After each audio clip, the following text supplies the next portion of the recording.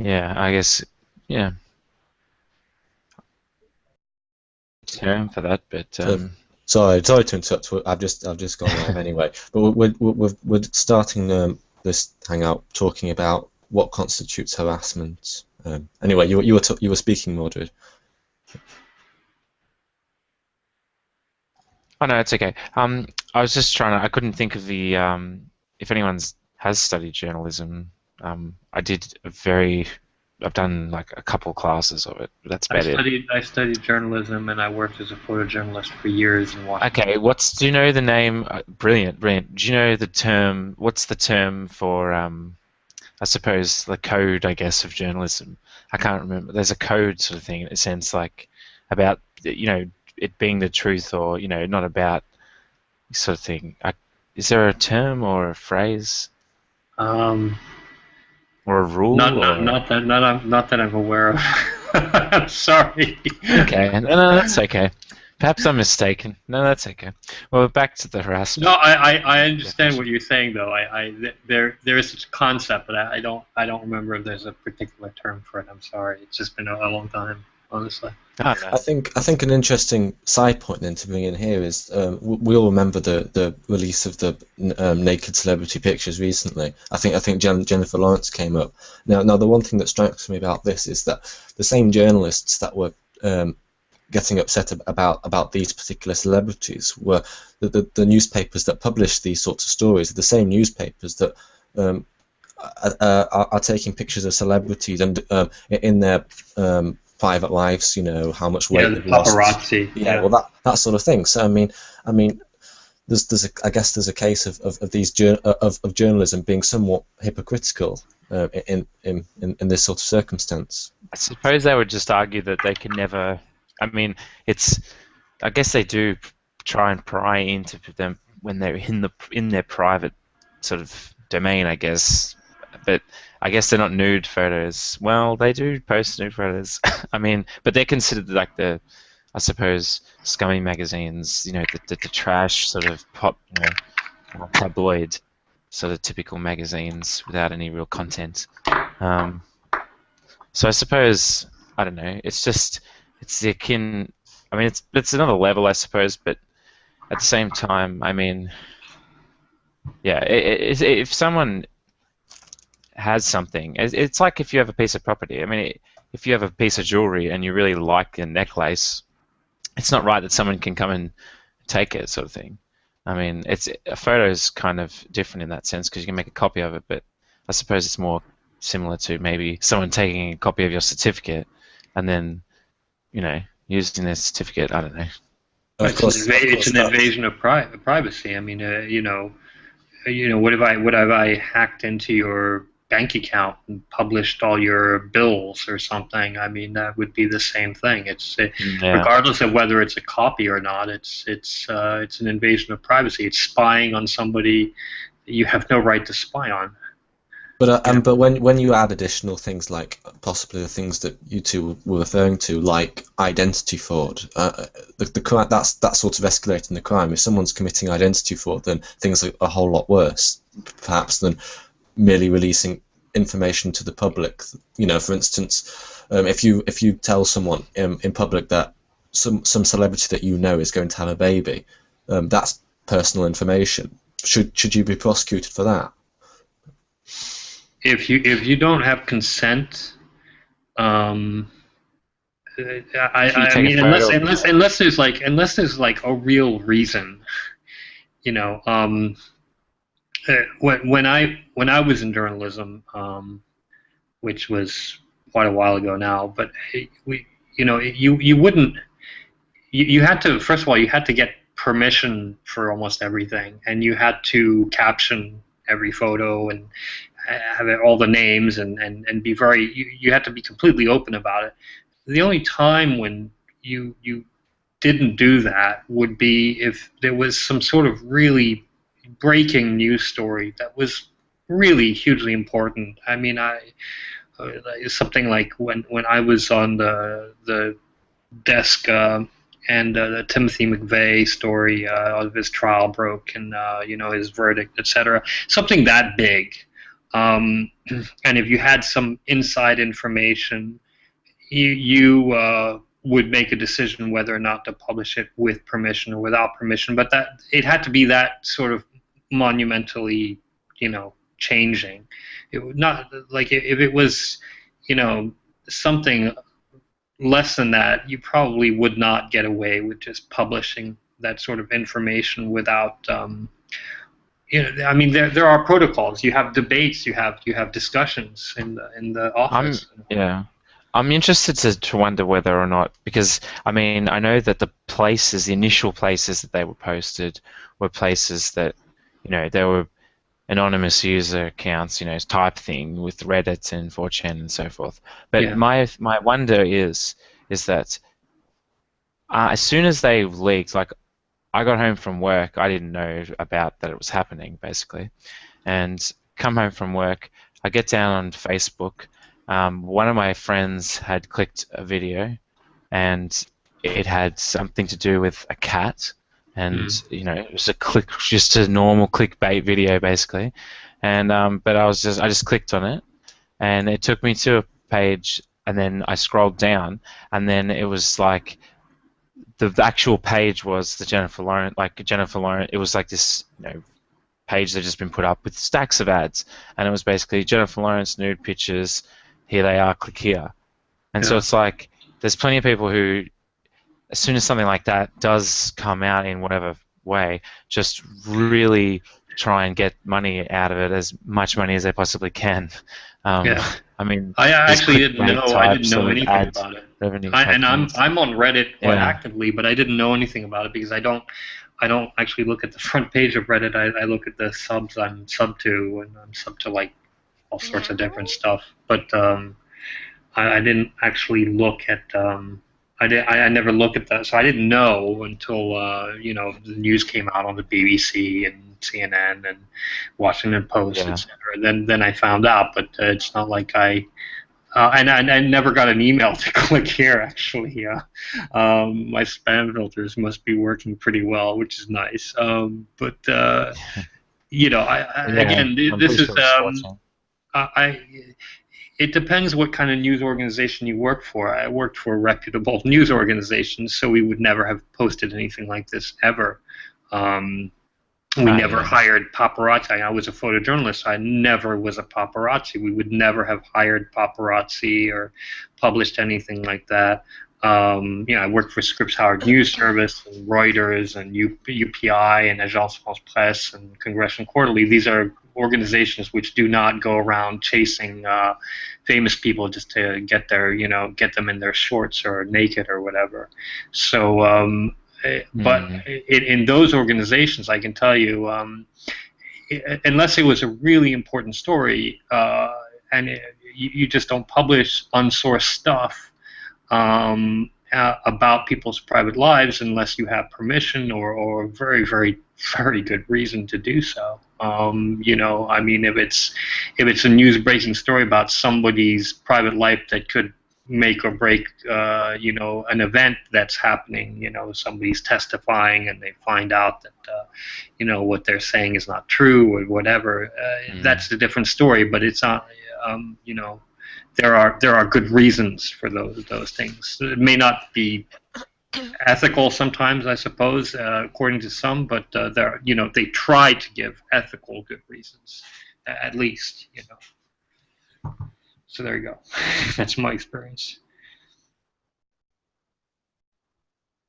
Did anyone else have anything they wanted to say? If not, should we maybe? Well, actually, I have one interesting point. Does Glenicia want to speak, because you haven't spoken yet? Did you want to? Oh, okay, maybe later.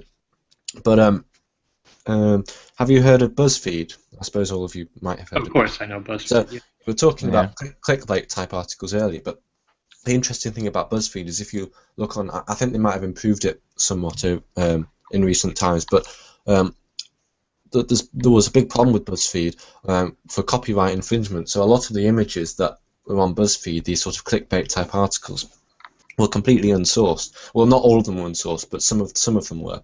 And the ones that were sourced to things like Facebook.com, Tumblr.com, so these big social media sites, which is not really a proper reference. So BuzzFeed several times got into trouble for intellectual property issues, and then I don't know. I mean, BuzzFeed seems to have got away with it though because it's such a big company and it's so popular. Yeah, but BuzzFeed is like, in a sense, it's kind of like the National Enquirer of the web in a way, or something like that. I mean, there's no National Enquirer of the web, but it would be. It's in that category, and it sources its images. I mean, it's sourcing its images based on places that are that are already, posting it. If that makes sense. I mean, so it's almost like a Google, in a way, Google article. Yeah, Google well, picture. I mean, BuzzFeed is popular with a certain group and very popular, and it's just I mean, it's a really kind of a gossip place in a sense. I mean, there are other things on BuzzFeed that are funny that I've seen. In fact, some are very funny, but overall, it's not a site that I would go to look at real news. If you want news about celebrities or whatever, yeah, fine, BuzzFeed is there. But Twitter is there too. But it's not what I would consider a real news organization. It's more of a gossip organization, and with some funny stuff thrown in, which sometimes is worth clicking on because it is funny. I mean, part of the issue I had though is, I mean, for instance, I made a video relatively recently on hurricanes, and as part of that video, I used images which I obtained from Wikipedia. So I used them under fair use laws, which basically means if the work is original, then you're allowed to use copyright images without credit. So that's basically what I did. But the trouble with BuzzFeed is that arguably BuzzFeed is completely derivative. Essentially, just all they're doing is captioning images. So they're stealing property from the people that originally took the images without adding anything additional to their own. So I mean, like in any YouTube video that's using images, you'd expect to have some sort of commentary or something that adds to the topic. But BuzzFeed seems completely derivative, and it's sort of. I mean, I don't like the fact that they don't take these copyright laws seriously, because it impacts the rest of us to the extent that maybe in 10 years' time we won't be allowed to use fair use because people like BuzzFeed are just taking it. I'm listening to two conversations at once. Sorry. Oh, hello. Did you want to jump in? Or? Oh God, my mic is on. I'm so sorry. Let me figure out how to turn that off. I was talking to somebody else. I didn't mean to interrupt. That's okay. No problem. Did you want to add to anything or? Oh.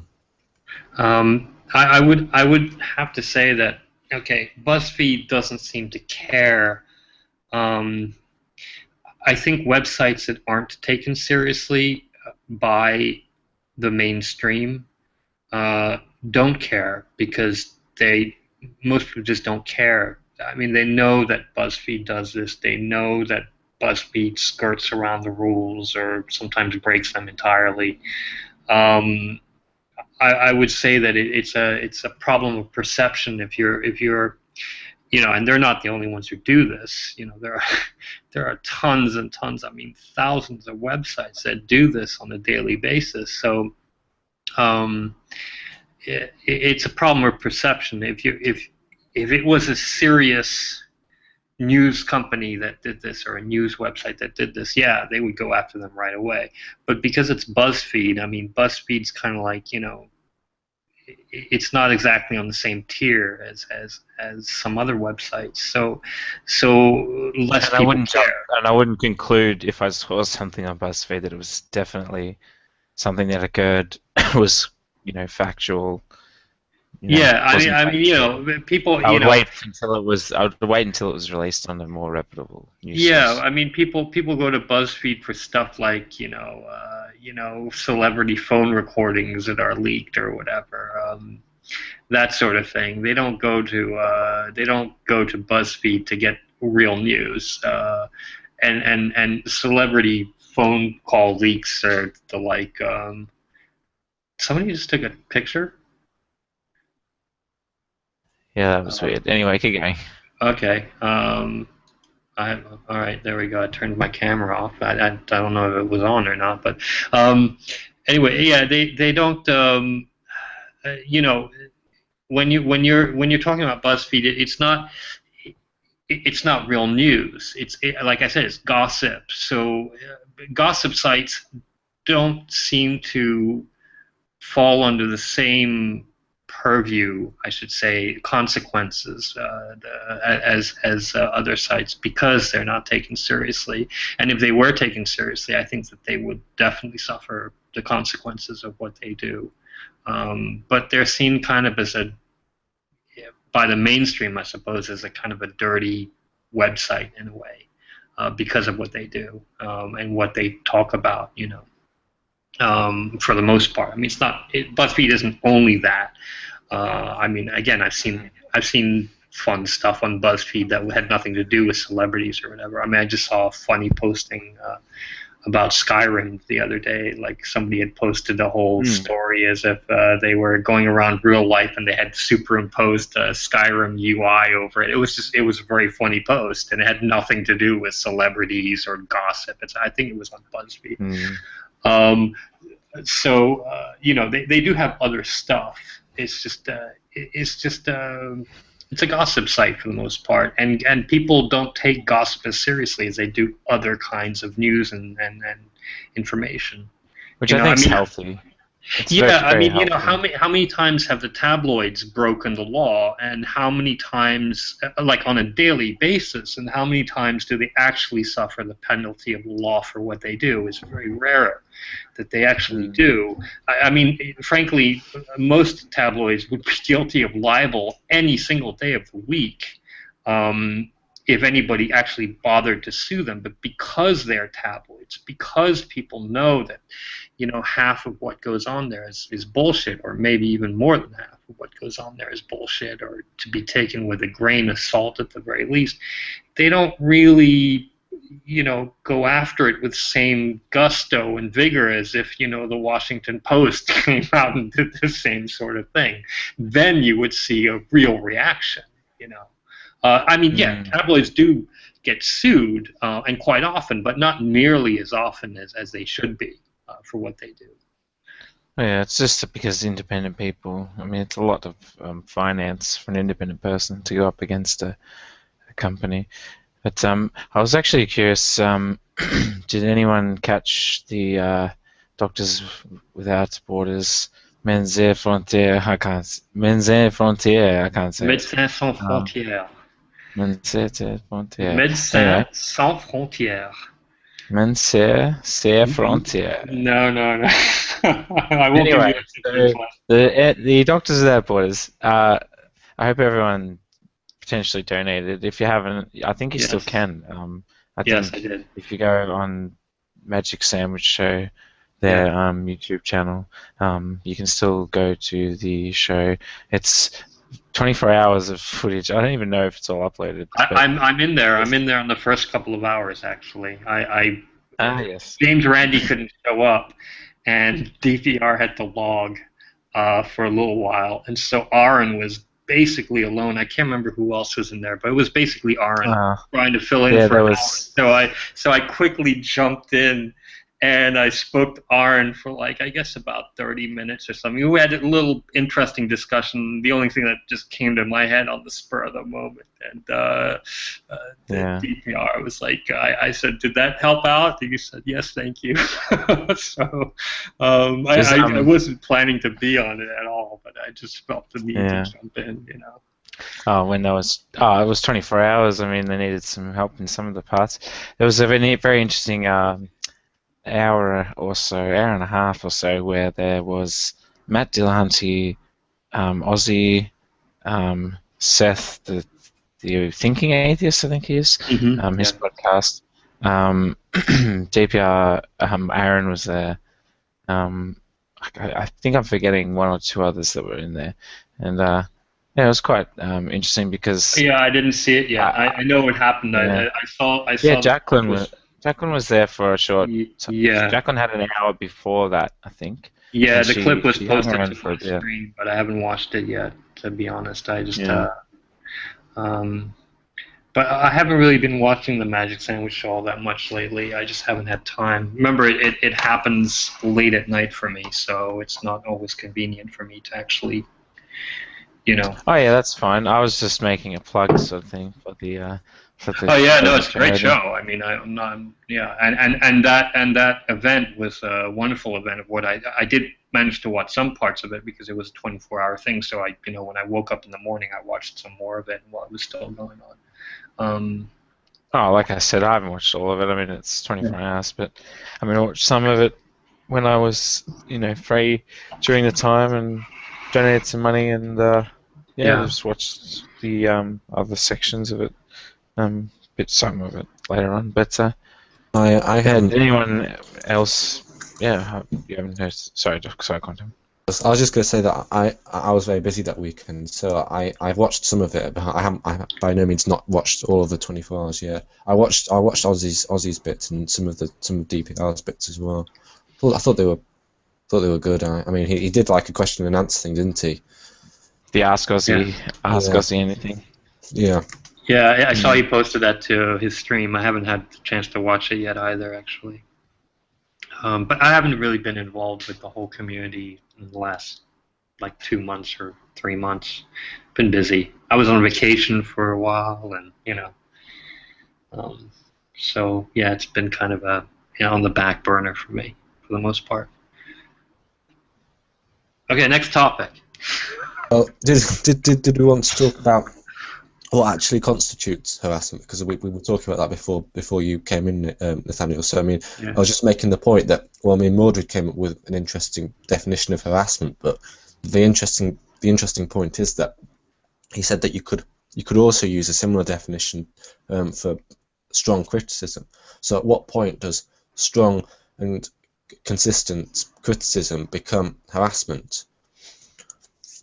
Or Well, I don't know. Strong criticism, what, in front of people at a conference, or a strong criticism in the newspaper, or a strong criticism on TV, or strong criticism just at a dinner party YouTube. or something? You know? We'll stick with I suppose the Thunderfoot situation. I suppose you take YouTube. We'll just mean strictly YouTube.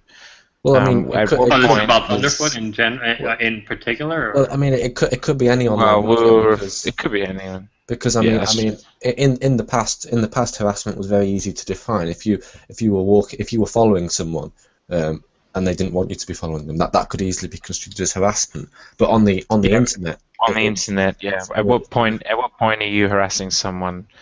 I mean, it's interesting because at what point is someone's account them? I mean, I suppose you'd have to deem that social media sort of accounts are almost part of your self, but a virtual self. And if people intrude upon that in certain ways, that's as if they're infringing upon you.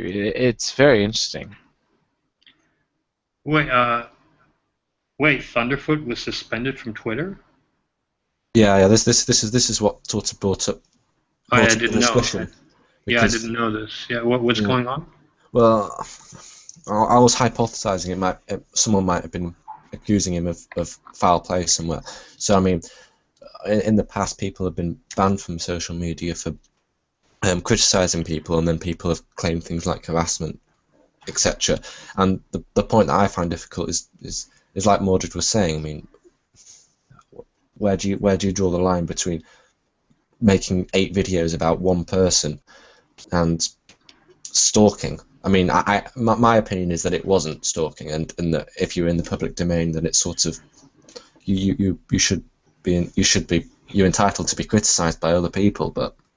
Yeah, but doesn't Thunderfoot use? I mean, I've been subscribed to Thunderfoot for years, and doesn't he usually just make videos criticizing people, usually he makes one, and then if they respond, he'll make another. But if they don't respond, he doesn't usually pursue the matter. It depends, though. I mean, with The Rebecca Christian Watson, it was apologists. different. Yeah. Huh? I'm interested. There's the Christian apologists don't sort of come suing away. I mean, you'd imagine that. Well, they could have a case for harassment if she has a case for harassment. Well, The same. it has I mean, happened. It has happened before, actually. I mean, Venom Fan X did try back in the day, didn't it? I mean, Yeah, but wait, who did when you said she? Who did you mean she? well, we don't really know if it was her, but we're talking about Anita Sarkeesian. So I mean, Thunderfoot, of course, has made about, I don't know how many, something like 5 or 6 consecutive videos on this one person. Yeah, I didn't watch all of them because frankly I don't know much about the game industry and it's not that interesting to me. So I mean, I actually unsubscribed from Thunderfoot's channel. I mean, it was just, I mean, I grew tired of. Well, no, I'm not unsubscribing. If I don't find a video topic to be particularly interesting, I just don't watch the video. I mean, it's like. You know, if I'm reading the newspaper, I don't unsubscribe to the newspaper because there's a slew of articles I'm not interested in reading. You know, it's like sometimes there is, and I'll scan the articles, and if there's something interesting, I'll read it. It's the same with videos. Yeah. But I suppose you have to. I mean, but I suppose you have to sort of like. I mean, there's too much content out there to not sort of regulate what. Well, no, I do. I mean, there are other channels I've unsubscribed from, but I like Thunderfoot too much to unsubscribe from him if he's going off on a tangent for a while about something I'm not particularly all that interested in. Yeah. No, but I mean, you know, I'm subscribed to a lot of other channels which I don't regularly watch because they don't have content that I usually want to see, but sometimes they do have content or topics that they cover that every now and then, and I'll watch that particular video.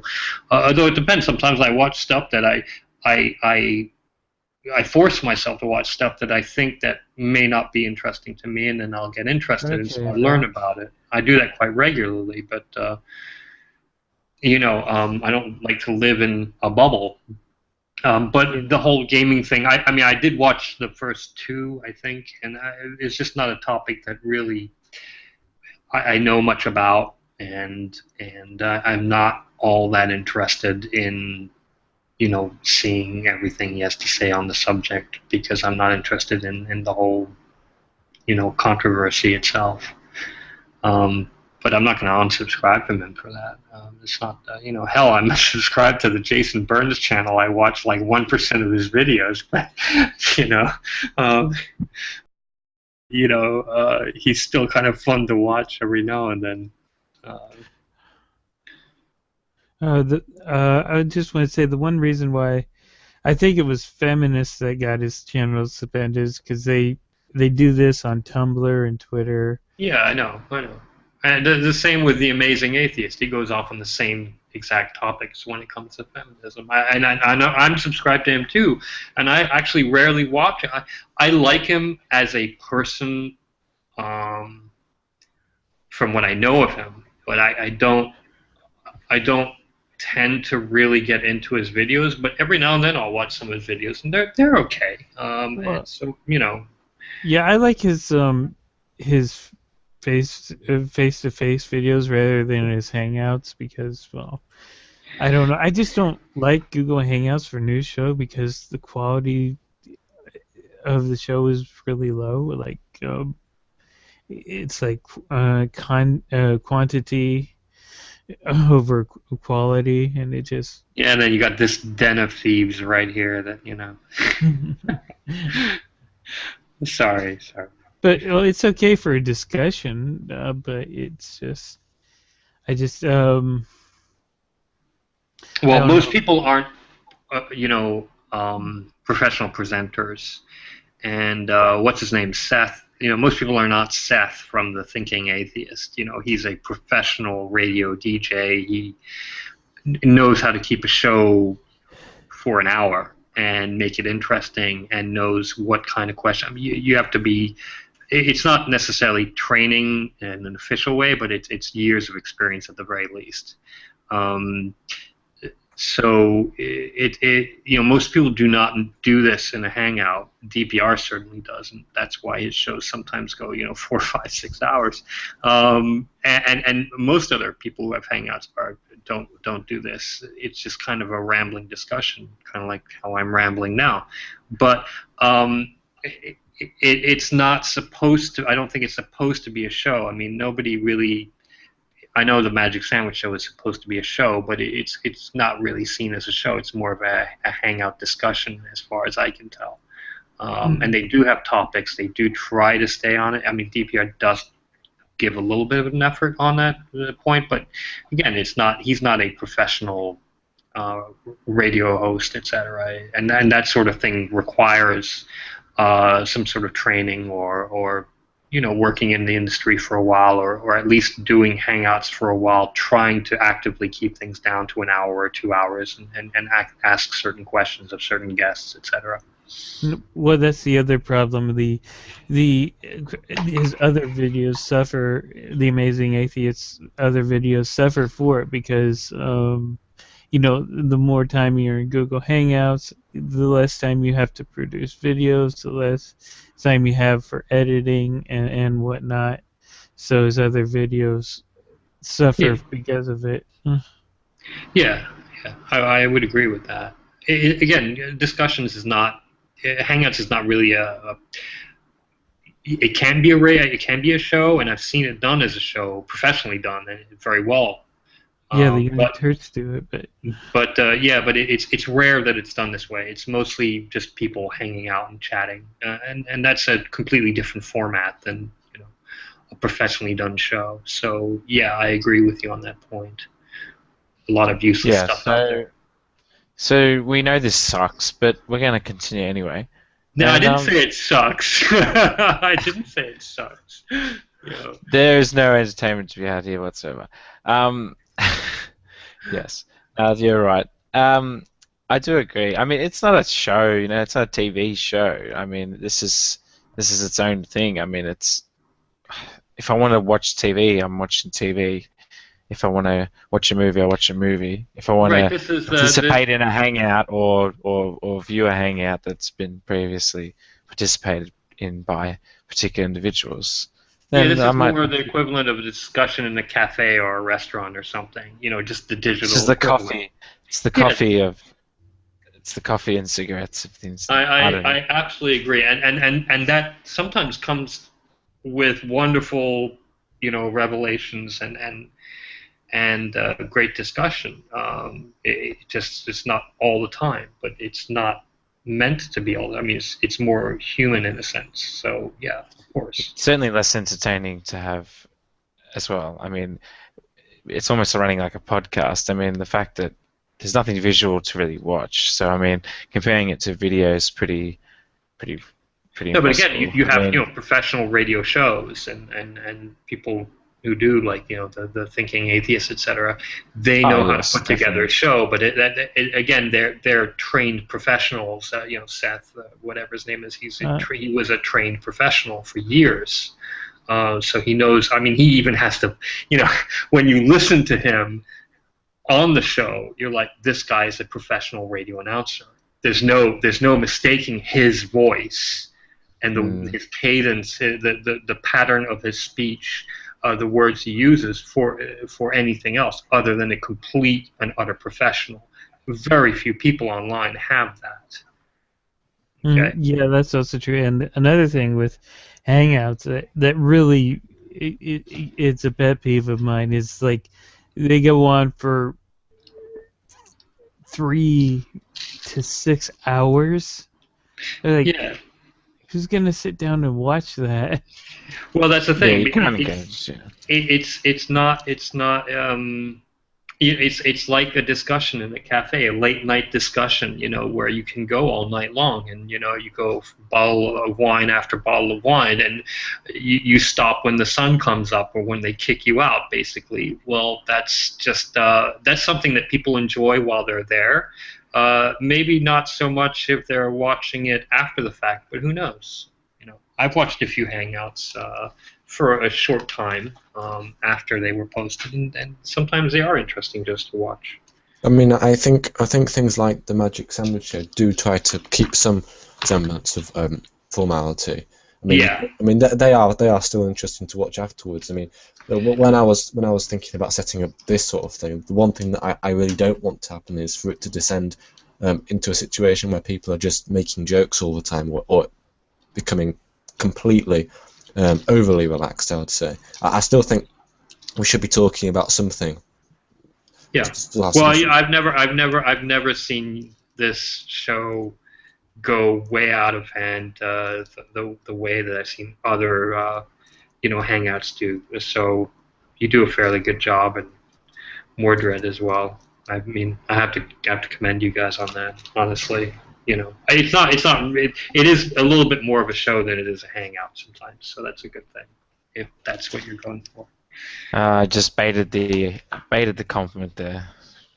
Yeah, there we go. There we go. I had to try. Yeah, it is pretty good in terms of length. I mean, So other than kissing your ass, let's In talk any about case, something else. we did not want to get onto that. That's derailing completely. I mean, bear in mind, this is supposed to be the informal version of this show. So I mean, this isn't actually a proper episode yet because there's no topic. I mean, I also wanted to just give people another opportunity because the Magic Sandwich Show is it's hard sometimes to get on if you want to make a particular point. So I mean, this is also. I think I don't think I've ever. No, only once I think maybe where I couldn't get on, but it was like the last 10 minutes of the show or something. He probably didn't even see the message, so I've always gotten on. Yeah, well, I suppose then in that case, maybe people who are more intimidated by the Magic Sandwich Show, maybe. Why are feel people more comfortable? intimidated by it? Well, I no, don't. because I yeah. think you can very easily be intimidated by it. I mean, when I first joined, this was the first time I joined. Coincidentally, it was also the first time that Ozzy joined. And me. And you, indeed. Yeah. It was last October, so nearly a year ago. But the first time I joined, I got a lot of very negative reception, and I think the reason was because I wasn't talking much. Because when you join the Magic Sandwich Show, you have to be somewhat assertive. I mean, you wait for your turn, then they ask you some questions, but then after that, you've got to be willing to at least sometimes interrupt people, and that can be quite daunting, especially if it's with people that you might idolize, YouTube celebrity type people. I don't know, but you can also get a lot of very, very negative feedback for doing relatively benign things. I can understand. Do you read the feedback? I think I've read it once. I've had very negative feedback from the Magic Sandwich Show. I've read it. I think my first time I read it, I replied sarcastically to one comment, and I don't think I've ever read it again. I don't think I've ever read the reviews again. I don't ever get. I've never been mentioned again. So anything I say really is an irrelevancy to people. They just don't comment on it. I've never had anyone say, "Hey, that guy," or "What did you say?" I've only been on I think I've only been on really 5 or 6 times. It's not that much. I've only been on a couple of times. I guess it's not exactly like there's thousands of viewers every week. Yeah. But I mean, for a while there was only a couple hundred. And well, I guess I've been on slightly more than, which is why. I mean, I say that I get negative feedback, but the thing is, you remember the negative feedback. So I probably had some positive feedback as well. But I think the point is to make that if you're going to go on something like that for the first time, you're going to mess up, you're going to make mistakes, and you're probably going to get negative feedback. And some people find that very difficult to deal with, and I can understand that. I find it. I'm not saying I didn't find it difficult to deal with. I just dealt with it sarcastically, and I never bothered to read it again. I know, but some people are very sensitive to negative negative feedback. I mean, a lot. I mean, this is the whole social justice warrior thing, isn't it? I mean, people that are into this sort of thing tend to be very sensitive to negative criticism, and that's why Anita Sarkeesian disabled her comments. Well, I guess so. Yeah. I mean, also, the last time I went on the Magic Sandwich Show, which was I think maybe 4 weeks ago, I asked the question in the Skype call, then I came on, and the moment that I came on, the call went to me, so I was sort of taken aback, and you have to sort of think quite quickly. I mean, I know that you're very good at that, Nathaniel, but some people, I mean, including myself, find it very, very difficult to be put on the spot and come up with a point in a clear way. Did you just say I was good at that? I don't understand. Well, I think, Well, I tend to agree with that, and I certainly, I mean, it takes a while to, I mean, get the hang of. I mean, the first time you even just talk on these things, it's like, whoa, talking to people that I don't know, and it's like, oh, scary. But then it's sort of like, yeah, no, everyone's friendly enough, and if anyone's an ass, they're an ass, and I'll stop talking to them. I guess I'm a little jaded, but maybe that's it. But I did not know. You're just a confident individual. No, Unaware. I'm not that confident. But it's just that I was never that incredibly impressed by. I don't want to disparage anybody, but like, you know, YouTube celebrities. To me, they're just people, and they're just. So I never was like, oh well, it's DPR Jones I'm talking to. I should be careful of what I say. No, he's a It's very not so interesting. much for me. It wasn't so much, you know, just because someone was on there. I mean, for me, I was more comfortable talking to DPR and Aaron, but I mean, initially I was sort of uncomfortable. Not uncomfortable, but I was excited to talk to Ozzy and people like that because everything I'd heard him say was just like, yeah, this guy seems to know what he's talking about, and yeah, I agree with this, and then I look into something else that he said and find out that it's correct, and you know. I know Ozzy is like a celebrity now, but Ozzy, it was his first time. When it was my first time, I had no idea who the hell he was. He was just a guy. Yeah. And we talked exactly. like 2 days later. We talked on Skype for like I think 3 hours or 2 hours, something like that, for a very long time. And and so he was just another guy. And later he became famous, etc. Well, soon after, but it was never like I was oh, I'm talking to a celebrity sort of thing. He was just another guy, just like I think of you and Quantum as just other guys, Yeah. I don't really have have problems getting into conversations with people. I talk to people all the time in Second Life. We have great discussions there. I'm in Second Life too, since a long time. Yeah, since a very long time. Oh, really? What's your name? I won't tell you. This is I don't know if you want to. This is live. This is a bit of a live thing, but I guess you can exchange details with each other. I mean, I was actually thinking of a topic we could talk about. I mean, I know we've covered it before. I don't want to go into it in too much great detail. I just want to touch on specifically what the US has decided to do in Iraq and Syria, I suppose. I figured that was going to be on the topic. And I was in a discussion with Gabrielle last night, which was hijacked soon after. And if anybody from last night is listening, I'll say it again, you guys were terrorists. No, but I'm being facetious, but Gabrielle and I had started a discussion on that, and it went live, and then we took it private again later. We talked quite a bit about it, actually. And being here in Israel, it definitely puts it's a bit extra emphasis on it. Yeah, let's say it's a bit closer to home.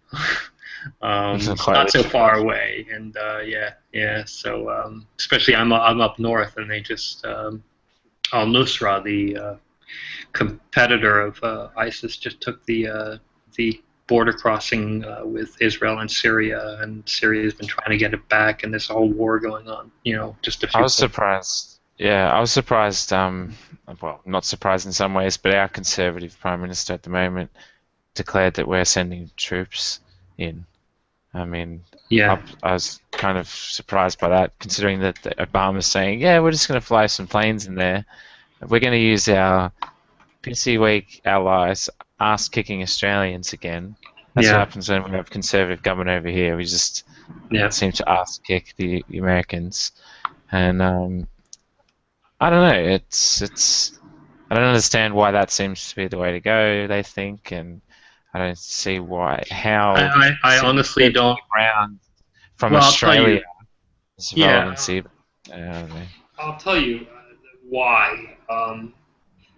They don't have any other choice. They don't have any other options. Um, they can't, for the sake of global security, let this organization run rampant the way they are. And nobody else seems to be willing or has the capability to step in. Um, and everybody's looking to America, everybody's looking to Britain to solve this, as if it's Yeah. something that can be solved right away. There's no magic wand to this. Um, so they feel as if they don't have any other better options. And frankly, I haven't heard any better options from anybody. People are saying, yeah, it's terrible and we should do something. Well, what do you want It to do seems aside like from the same. Yeah. It seems like turning into a perpetual cycle in some ways. I mean, it's like, okay, it's a different era and it's been spoken about in different ways and it's been conducted differently, but, it's the same sort of loop back into, oh, there's these people over here. I mean, obviously we didn't have, as much connection to the internet and those sorts of things.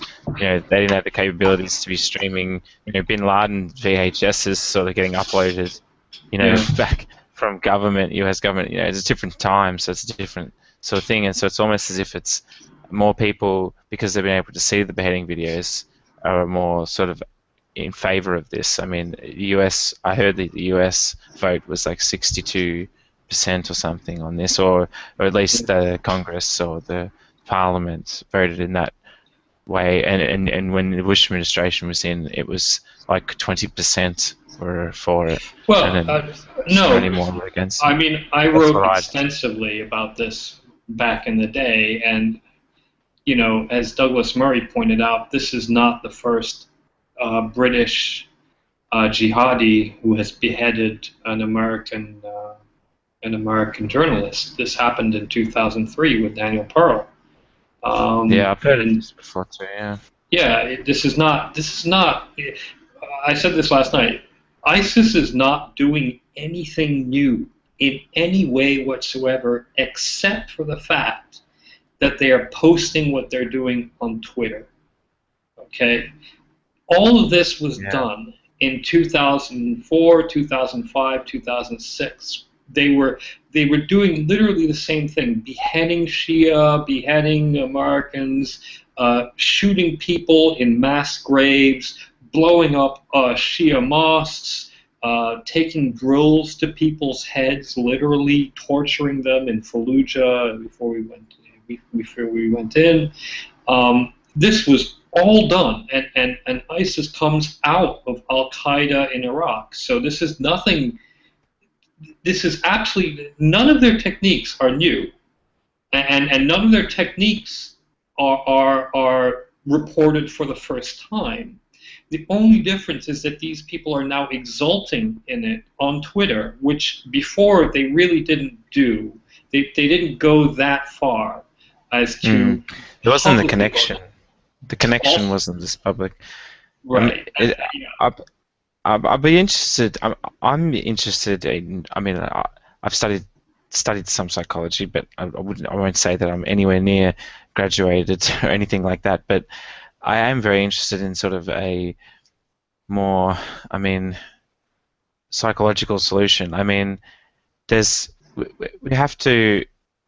There's got to be a way to sort of. I mean, people are being brought up in environments where it's becoming normal practice, and for them to desire to harm other people and for them to want to cause distress among others. And I think that if there was, is there a way, do you think, that we could discover something scientifically? I mean, it would almost be sort of immoral if it was a sort of drug or something along those lines. But what's interesting, do we think that if we had a drug that you could give to people and it stopped them from doing violent behavior, do you think that it would be, moral for us to force people to take this I don't know. That's a philosophical question that I don't have the answer to. My, I you was know, interested just in opinion floating. I mean, I don't have a definitive answer either. I I think was it's just not that curious. simple though. It just is not that simple. There is going to be no magical pill that can. This is a cultural phenomenon, and people are really, especially in the West, are really queasy to sort of admit this. And Well, cultures can be changed. I mean, cultures can change, and cultures do change. And I'm just interested in sort of maybe it's more a social science sort of thing with sociology, I should say. yeah, but The the, study the of problem is um, sociology has absolutely no influence whatsoever in those societies. Okay, you have sociology, which is listened to in some respects in certain societies, which can influence certain aspects of societies, given programs, etc. yeah. I But mean, you it's have obviously yeah. I mean, sure, but I mean, it also looks at study. I mean, societies that aren't even. I mean, that aren't West. I mean, just sort of cultures that aren't, that are completely shut off. I mean, there's not many anymore, but um, have been in the past, and seeing changes in their, I mean, you can see changes in moral compasses over time for various reasons, and it's interesting if you can find what it is at various times that perhaps derives, you know, some of these things. Are there things that sort of drive this way? I mean, you'd have to say Western societies and even some Asian societies and India and some places like that. I mean, for the most part, for the amount of people that there are quite safe, environments to sort of live in many respects. I mean, absolutely. compared to what used to be to live, perhaps 1,000 years ago or 2,000 years ago, let alone even 100 years ago. But I don't know. It'd be interesting. No, I look. Yes, you can have changes, but what you're seeing now is part of that change. Um, I, I'll say it again. I was into, and it just got into a really heated discussion with people last night, not with Gabrielle, but with others. But I supported the Iraq War back in 2003 for the exact same reasons. I've said this many times, for the exact same reasons as Hitchens did. And in fact, I had supported the removal of Saddam Hussein since the first Gulf War and before. So this was nothing new to me. Hitchens changed his tune. He did not support it in 1991, but he did support it in 2003.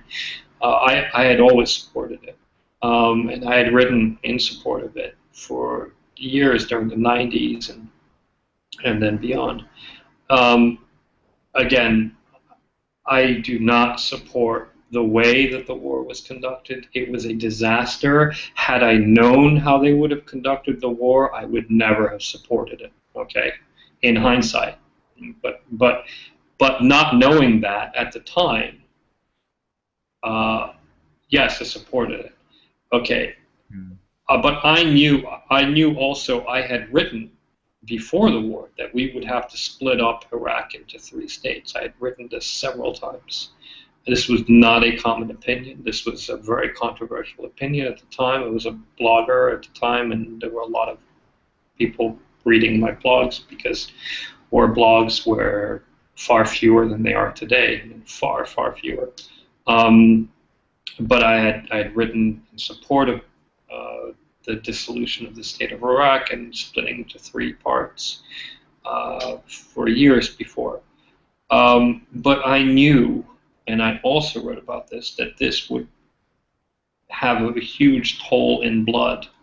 I knew that the revolution was not going to be the cakewalk that the quote-unquote slam dunk that the Bush administration thought it was going to be. I knew that it would require a lot of blood. I tend to be very my outlook is very futurist, utopian, a la Star Trek in terms of long-term history and the future of mankind, but I take a very pragmatic and dim view in the here and now.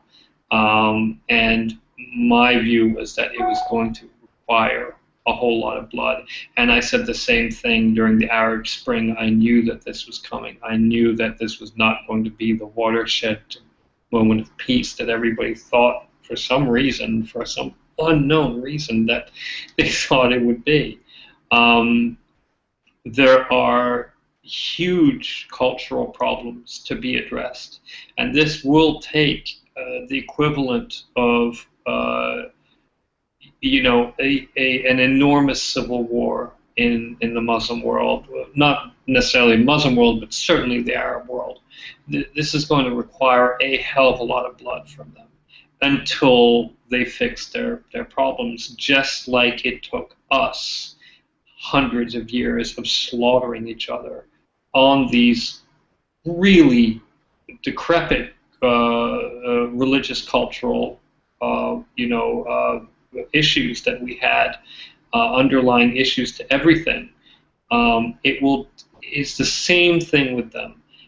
The problem, however, is that we don't have hundreds of years for them to sort this out by slaughtering each other the way that we had for slaughtering each other, because the technology today is far different than it was a few hundred years ago when we were doing it.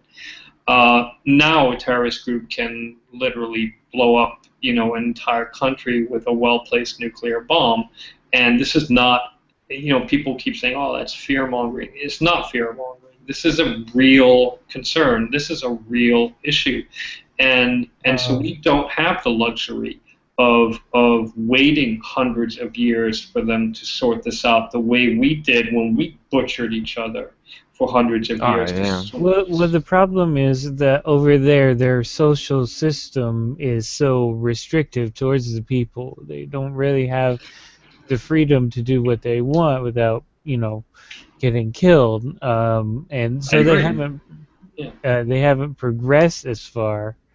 So they've been around for a lot longer than America has, and they're still at this. No, but I'm not necessarily talking about America. I'm talking about the West. I mean, America had the Civil War, but that, as bad as the Civil War was, that pales in comparison to the Protestant versus Catholic wars in Europe. I'm talking generally about the West, mostly about European history. America had the Civil War, but that was basically it. Although I also feel, to be quite honest and to be quite alarmist, just to throw that in there, that there might very well be some sort of civil war brewing in America as well. I don't think it'll get to the point where it's gotten to in Iraq or anything like that, but I think that the religious fundamentalist versus the secularists in America are going to come to a head in a very brutal way at some point if things don't change quickly. The difference is that we have a much more open society where we can discuss these issues, where politics can take hold instead of necessarily the gun, which does not happen. It does not exist in those other societies. That you have to go to the gun. So I think that it is not surprising to me. I knew that this would happen. I knew, and I predicted this in 2005 when Israel left Gaza. I predicted that the Hamas would take over and would slaughter the Fatah, and everybody said, "Oh no, they're gonna be, it's gonna be some sort of democratic revolution, etc." No, bullshit. These people don't understand that yet. It's not that they're necessarily idiotic. It's that they don't have the concept instilled. Their culture does not, they grow up not knowing about this sort of thing, not accepting it as a viable solution to their problems. So they take to the gun, and this is not surprising to me. So yeah, the amount of blood being shed right now is, I think, a natural, necessary process with a terrible toll, but I think it's the only way right now that they will get to resolve their problems in the Arab world, specifically the Muslim world and the Arab world, which is frankly 95% of the Arab world. So there you go. Yeah, I just wanted to break in on the point of your civil war in America. I'd have to disagree with that because the more outrageous the right and the fundamentalist acts, the more people they're going to push away towards the middle, and the more people are going to come to this, secular sides. There are a lot of people that are very pissed off at religion right now because they're saying these extreme things that they don't represent them and they don't believe these things. And I think that a lot of the more moderate Christians are really getting fed up with it. I think pretty soon you're going to see a civil war with inside Christianity telling these people to go fuck themselves, but not a No, physical. I agree. I agree with that in part, and I said I don't necessarily think that it's going to be a civil war like you see in Iraq right now, because we have, as bad as the fundamentalists are, most Americans believe in the democracy of America. So it isn't a completely lost cause, but it is a very dangerous situation that we have right now, and I'm not extremely positive about the outcome of it. I agree that the more extreme the other side becomes, more people will move towards the center. But that does not mean that the other side is going to give up being extreme. It does not mean that they will not become more extreme in their reactions. Look at the reaction from the other side when Obama won the first time. Look at it when he won the second time, and I can tell you, I mean, they flew off the goddamn handle. They are completely insane. So I'm not exactly enthused about the future of America right now in terms of a cultural, stable society. I think it's going to get worse before it gets better. Although, again, with a caveat, we do have a democracy. It is not, a foregone conclusion that some people are going to take to the streets with guns, but it could very well happen in certain places. Yeah. Well, I have to say that the harder the fundies push, the harder that the moderates are going to push back, because when you push people into a corner and you're going to get this rush of pushback, saying the majority will just come down upon them and say, shut the fuck up. Yeah, no, I mean, that's a very positive view of this situation. Moderates are not the type of people to push back as hard as extremists and fundamentalists. And I don't want to be all doom and gloom about America, because I love America and I am American and I miss America very much sometimes. So it's not like I would never, I'm predicting doom and gloom for America to spite's sake or something. But I really do see a clash of civilizations in America itself, in a sense, but hopefully more in the democratic sphere than in on the street. That's all I'm saying. I'm just not sure that it won't happen on the street at some point. But the moderates will push back. I mean, take a look at Bill Clinton's first election. It's that moderates were very pissed off at the Republicans and their bullshit, and that's basically how Bill Clinton got elected, because people were just sick of the Republicans, doing, not being accountable for their actions, and they were running ramshot. No one was reining them in. So if you it's like I said, the harder you push, the more pushback you're gonna get.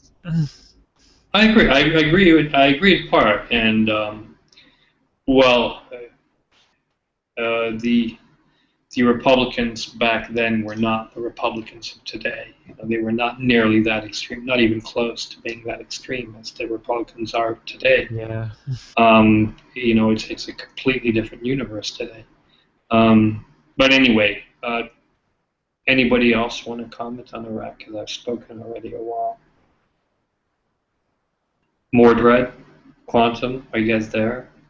Oh yeah, I'm here. I was just enjoying listening to you. Oh well, thank you. I didn't mean to make you go on for too long, but yeah, you made some of these points in the previous episode. And I just thought it was a really interesting conversation that we've had. I mean, your opinions seem to have merit. I'll say that. Well, I have had some serious flare-ups with other people on the subject. I try to actually take a fairly moderate approach, but the problem is I don't see room for moderation in the outcome, which is unfortunate. So my opinions might sound or my predictions might sound extremist, but I am not an extremist. I do not relish what is going on in Iraq or Syria or anywhere else around the area, especially Libya, for God's sakes. Nobody's even talking about Libya, but it's just a disaster. But it doesn't mean that I'm happy about this. I'm not happy. I wish that it would stop. I wish that these people would all become secular and democratic and enlightened. I'm just not duped enough to think that everybody thinks the same way as I do, and everybody wants the same thing as I do in life. And unfortunately, some people appear to be under the misapprehension that this must be the case for everybody in the entire world.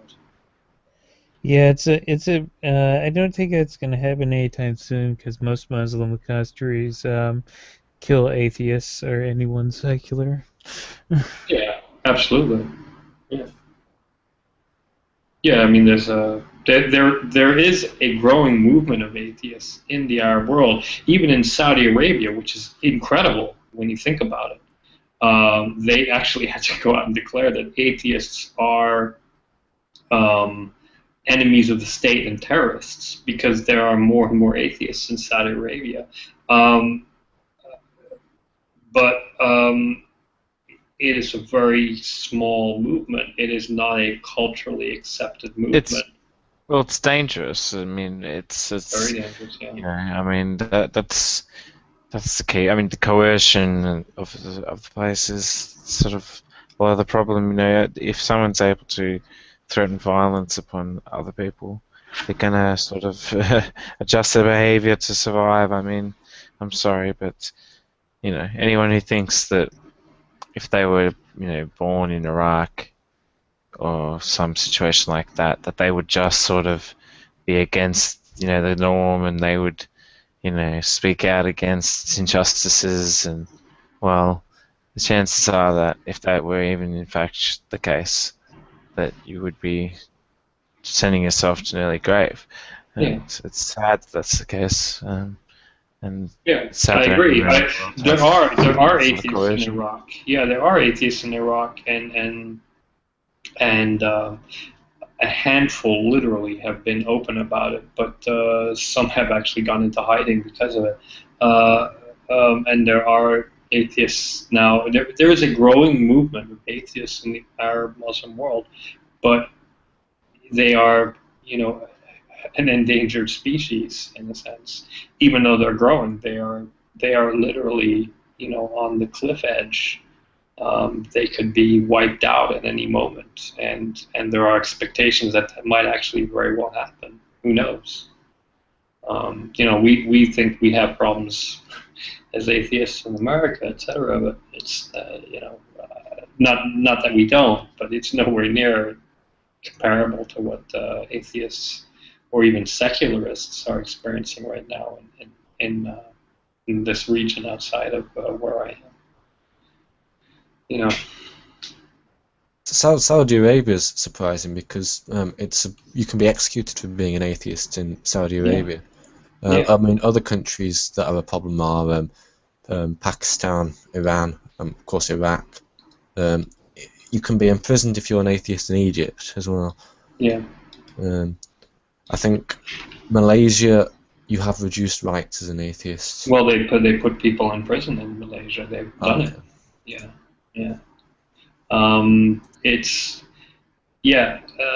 It depends where you are, but typically it's against the law. Typically it's or if it's not against the law, they'll find another law too. They'll charge you on blasphemy or something. So you could say I'm an atheist, and there might not be a law in the books that says atheism is illegal, but then they'll charge you with blasphemy, which is illegal in pretty much every single Muslim country in the world.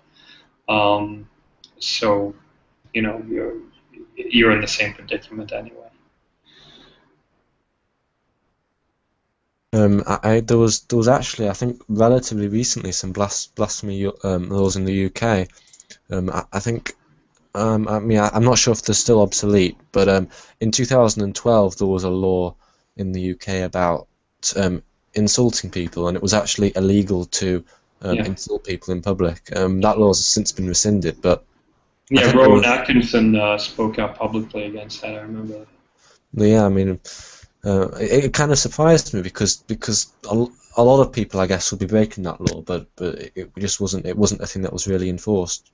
It didn't surprise me. I have to say, it did not surprise me. There's no way you could enforce that law. No, but it did not surprise me that they had tried this. Did not surprise me. I hate to get into a political discussion or debate or whatever, but England and the rest of Europe have a serious problem with their leftist politics. And I'm saying this as a person on the left, but they have a serious problem with their leftist politics and immigration and catering to the demands of new immigrants, or the perceived demands, I should say, because it's not all new immigrants that want this. So they have a real problem with this sort of coddle everyone into some sort of agreeable consensus mentality, and it showed in 2012 when they tried this out, and it just was it was not going to go the way they thought it was going to go, so they rescinded it. But if you're talking about immigration, it's worth noting that it's not the same throughout Europe. I mean, Germany. I understand. I'm not. The numbers are very, very different, and the populations are very different, and the densities are very different in the different areas of the different populations. So, in fact, you have more Eastern European immigrants in some parts than you do, people from Arab countries, etc. But Eastern Europeans aren't going around asking that we obey their religious strictures the same way that some Muslim immigrants are going around saying that we obey their religious strictures. You don't have massive protests of the Rom, the Gypsies, or the Poles, or saying you can't go around insulting Jesus Christ. It's not by any means comparable. In that respect when talking about immigration. So it's not as bad with Eastern European immigration in terms of religious concerns as it is with Muslim immigrants. That's not to say that there aren't economic issues to be discussed about Eastern European immigration. There are, and plenty of those need to be resolved. But when you're talking about fundamental rights about freedom of speech and where you can go and how you can dress and what you can criticize, etc., these problems are not coming from religiously inclined Eastern Orthodox, Eastern European immigrants. They're coming from Muslim immigrants. You have a rise in UK schools and in other schools like in France and Germany, etc., of creationism, which is surprising. But it's not coming from Christian fundamentalists. It's coming from Muslim fundamentalists. It's a completely different situation than in America. It's the same effect, but it's for a completely different reason in a sense. And so Europe has these issues to deal with that they are a little bit reluctant to deal with, I think, frankly. And having lived and worked in Europe and not supporting the right wing, I do not support like Le Pen and the rest. I'm not on the right, but I see where the right is coming from in their criticism of these problems. Again, I don't support them, but I understand where they are coming from. I understand the reason they're saying what they're saying. I mean, just out of interest, what's your opinion of the Scandinavian countries? I mean, they're very I was socialist. I was actually listening to the elections just before I logged in. I was listening live on Swedish radio on the internet. The Scandinavian countries, frankly, are a worse mess than the UK is and France is. The problem is because there was no real center in the Scandinavian countries, and they're suffering because of it. There was no moderation, so it was completely either socialist all the way or Nazi right wing the other way, and they're suffering because of it. We'll see what happens this election. There are some very interesting results. Unfortunately, the Social Democrats, I think, had like 10% or 11%. Was an hour and a half ago, and I was listening just before I came in. So we'll see what happens. But yeah, interesting results to say the least. The Feminist Party was at, I think, 4% or something. So they probably are going to come in with into the government, etc. I mean, they're 40%. No, 4%. Okay. They need at least 4% to get into the government. I believe it is. Are they going to win? No, no, not the Feminist Party. No, but yeah, I was listening to it on Swedish radio on the internet just before I came in, and the polls had just closed, but the projections were already in. And although we'll see how close they got, but the disparities between the parties are too great to have huge numbers swaying either way. So we'll see what happens in Sweden tonight at some point. I guess we'll change the topic soon. But I mean, the one more question I have to ask about politics is I guess, have any of you followed the Scottish election? Oh yeah, absolutely. I mean, yeah. For independence. I'm not sure what the current situation is. Has it been put to vote yet, or what's the situation? No, it's this week. This is the last week. Yeah, no. For the first time ever, the Yes last week, the Yes Party pulled ahead, and this weekend was disaster control. At House of Commons. I mean, this was an absolute shock to the No campaign. They are really scrambling, and they say they're not, but it's obvious that they are. You suddenly have all sorts of British politicians making speeches about how terrible it would be to lose Scotland when they weren't really saying as much before, not even close. So it looks like Scotland might very well pull away. It looks like it could actually come true. I'm interested to know why the English don't want them to become independent. I mean, it's difficult to say. It's a bit controversial to say this, but there would be some economic benefits for us if Scotland left. No, I understand and I agree. And in a sense, more power to them. They are, okay, what is a country? It's an independent entity with a separate culture, etc. Scotland certainly qualifies as an independent country. I do not want them to leave the Union, but that being said, I don't think there's anything anybody can do about it in a democracy.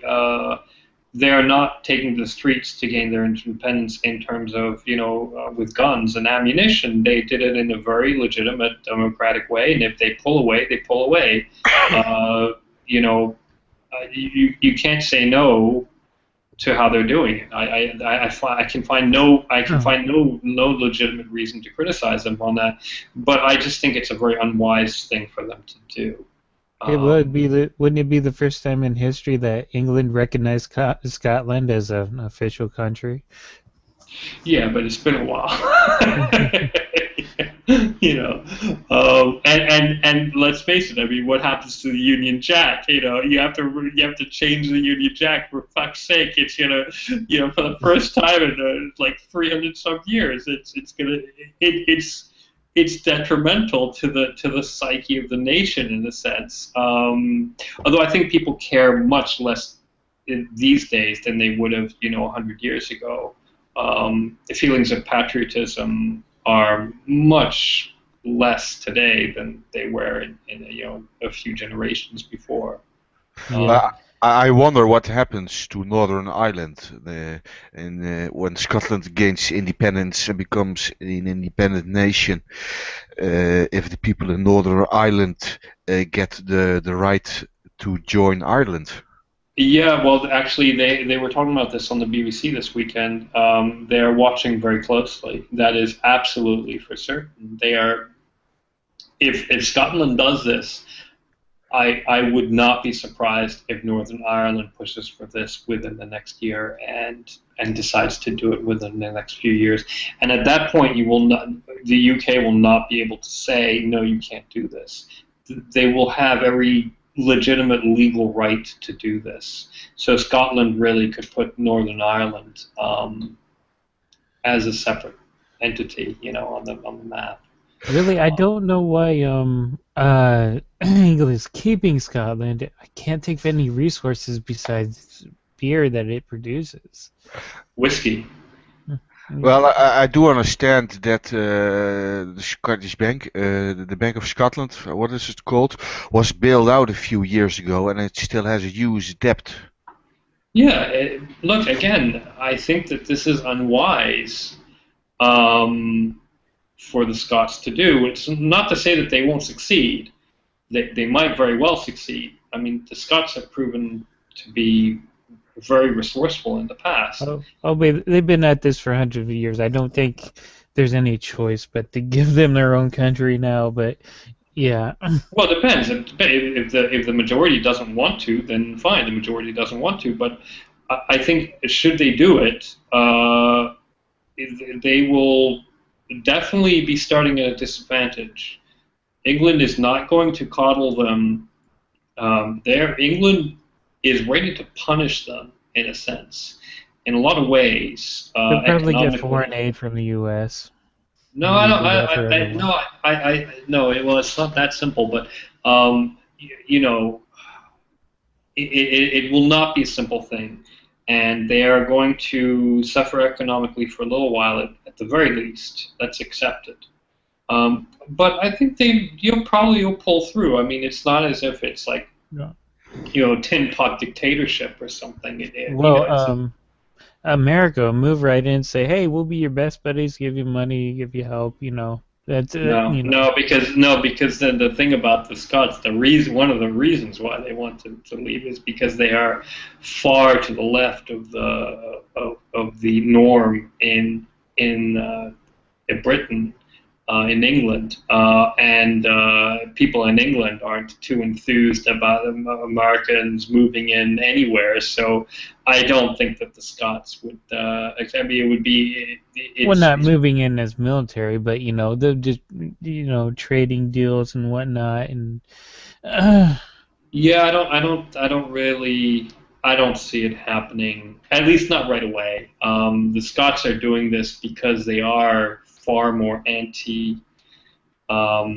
capitalist, etc., than England, and England's far, different in that sense than America is. America is really on the extreme edge. So no, I don't see that happening too quickly.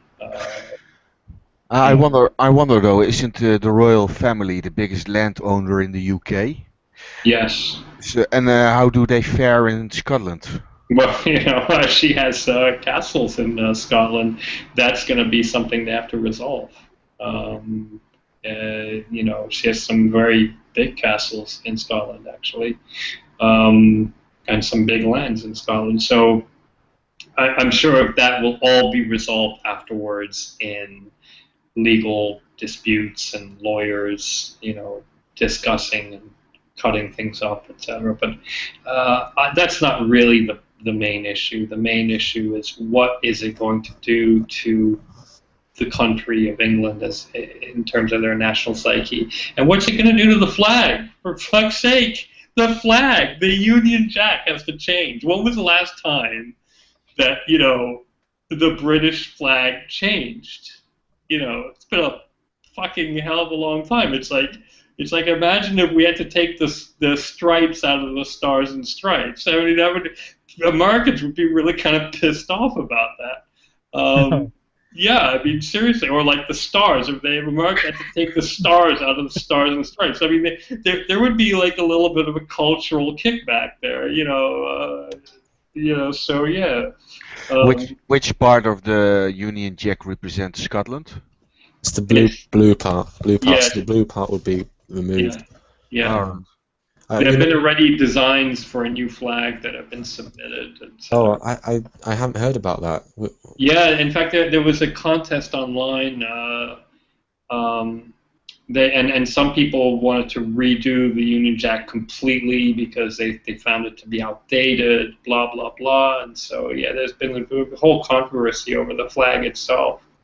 But you can look it up here, Union Jack redesign. Just look it up on Google, and you'll find here, even on BBC News, what would the first link? What would the Union Jack look like?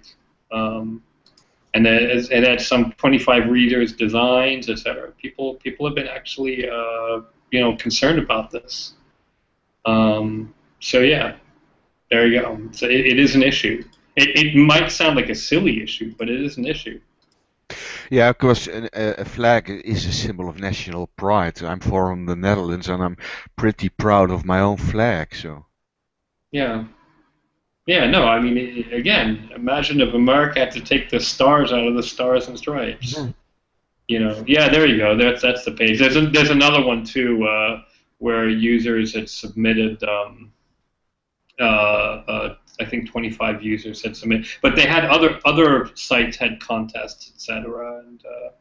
And so it's been an issue out there, and they've actually been talking about it online here and there. It's not an unknown issue at this point. So yeah, I don't think any of those flags are going to be acceptable. Right? There are some pretty funny ones. Yeah. But yeah, it's an issue, and I think really the issue is more or less for the Scots. How are they going to move economically, and that's a major issue for them. They can survive without Scotland. That's not the problem. On the English side, it's much more the question of pride. Why do the Scots want to leave us? Are we that bad? Are we that oppressive? Blah blah blah. But it's got very little to do with economics. The Scots, however, their main concern will be economics. I mean, the reason for their leaving is pride, but their real concern is economics. How are we going to survive? What kind of currency are we going to use? How are we going to, what about all our contracts with England, etc.? Are they going to be taxed? Are we going to, have some sort of tariffs now?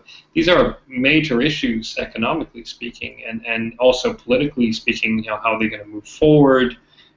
They're big issues. at stake.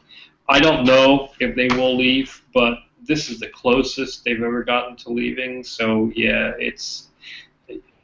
there's a lot of scrambling right now, as far as I can tell from what I've been reading and listening to. I don't know. I mean, Quantum, you might know more. I don't know that much. I know I don't get a say in whether or not it does leave. Right. Although I will be able to get citizenship if it does. So that's the one interesting thing. Interesting. Yeah, I'm not sure if it's worth doing. But I mean, from my point of view, I mean, it's like you were saying. Is there any real reason why, if you're from England, you should be wanting Scotland to stay? I mean, from an English point of view, why would Scotland leaving have any negative benefits on negative implications on you? It doesn't. And the whole pride thing.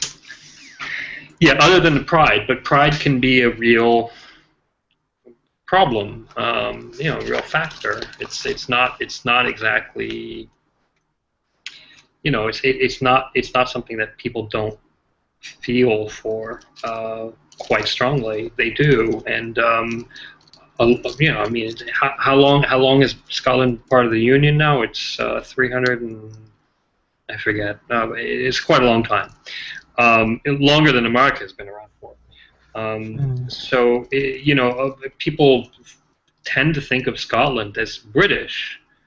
It's Scottish, but it's still British. And for Scotland to leave, it kind of it's almost as if it's an attack on British identity. Who was the last to try it? Was it Bonnie Prince Charlie? Huh? Who was the last to try to free Scotland? Was that Bonnie Prince Charlie? I honestly don't remember. I mean, my Scottish history is a bit rough, to be honest. I mean, that far back, yeah. Basically, I see it like this: these people have been trying to get their own country, or their country back from English dominance ever since the moment they were conquered. I think you just got to give it to them at this point because they'll never stop trying. Well, I mean, it's not up. It's not up to the Brits whether or not to just give it to them. Maybe the Scots will vote as a majority not to leave. So in that case, what do? Give it to them anyway? No, because they don't want to go. If they don't want to go, then they don't want to go. But it's up to them, and we'll find out in a few days. Well, what if Britain decides they don't want that and they send military troops? No, that's not going to happen. This is an amicable parting. These are two long-established democracies in a sense. No, it's not going to happen. An interesting thing is to look at sort of the indirect effects of Scotland leaving, in particular how other countries will view it. I mean, the interesting thing is that Scotland probably wants to join the European Union, but there are some countries that are very reluctant to let it because of their own sort of separatist movement. So I'm thinking about Spain in particular, because Spain has Catalan and Basque independence movements. And of course, you always have to put this in the context of what's happening in Russia at the moment. I mean, Russia annexed Ukraine, and this sort of topic is a lot of countries are going to be thinking about this. No, I agree. It's a lot of people are watching. It's not just Northern Ireland, obviously. Any movement with aspirations of independence is watching this very carefully. So yeah, the Basque movement, etc. They're all going to be watching this, of course. Especially if Scotland does join the European Union. So yeah. What can you do? We'll see. We'll find out in a very short order, I suppose. Well, if Scotland does become an independent country, it will have to abide by the rules set up by the European Union for the minimal requirements to join. Oh yeah, okay. Look, I'm going to sound politically incorrect, but a lot of people have pointed out that Scotland is, quote unquote, the basket case of of England, of Britain, that it is the lowest economic, GNP, blah blah blah, but that, again, compared to what? Living in Scotland, even though it might be hard times for some people, is not exactly like living in Mogadishu. It's still a European nation in a sense. It's a westernized democracy. They have jobs, they have computers, they have power plants, they have roads, they have an infrastructure for clean water and medicine. This is a first world nation, even though parts of it may be run down or economically in dire straits right now. It's not like you're not talking about Poland in the 1990s or something. It's not even comparable. So as bad as some people make it out to be, it's not that bad comparatively. They are a first world nation, and some countries in the European Union aren't.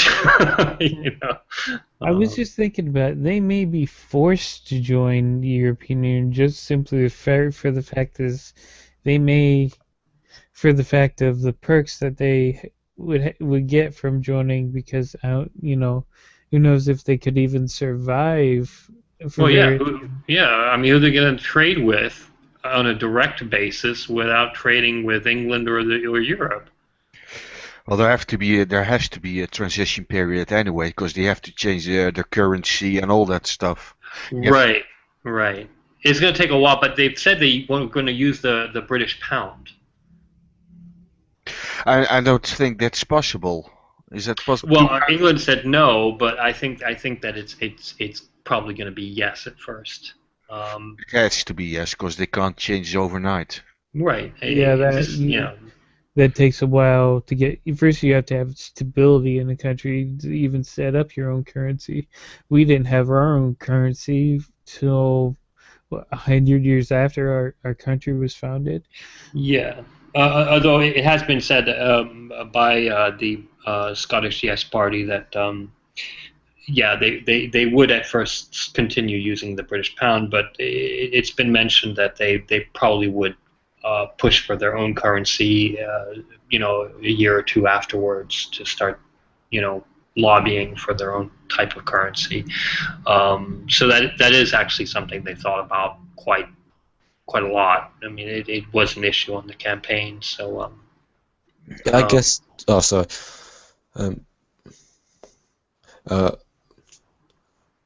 Did you? Okay, I'll go ahead. I just thought of bringing up one point that about the Scottish voting thing.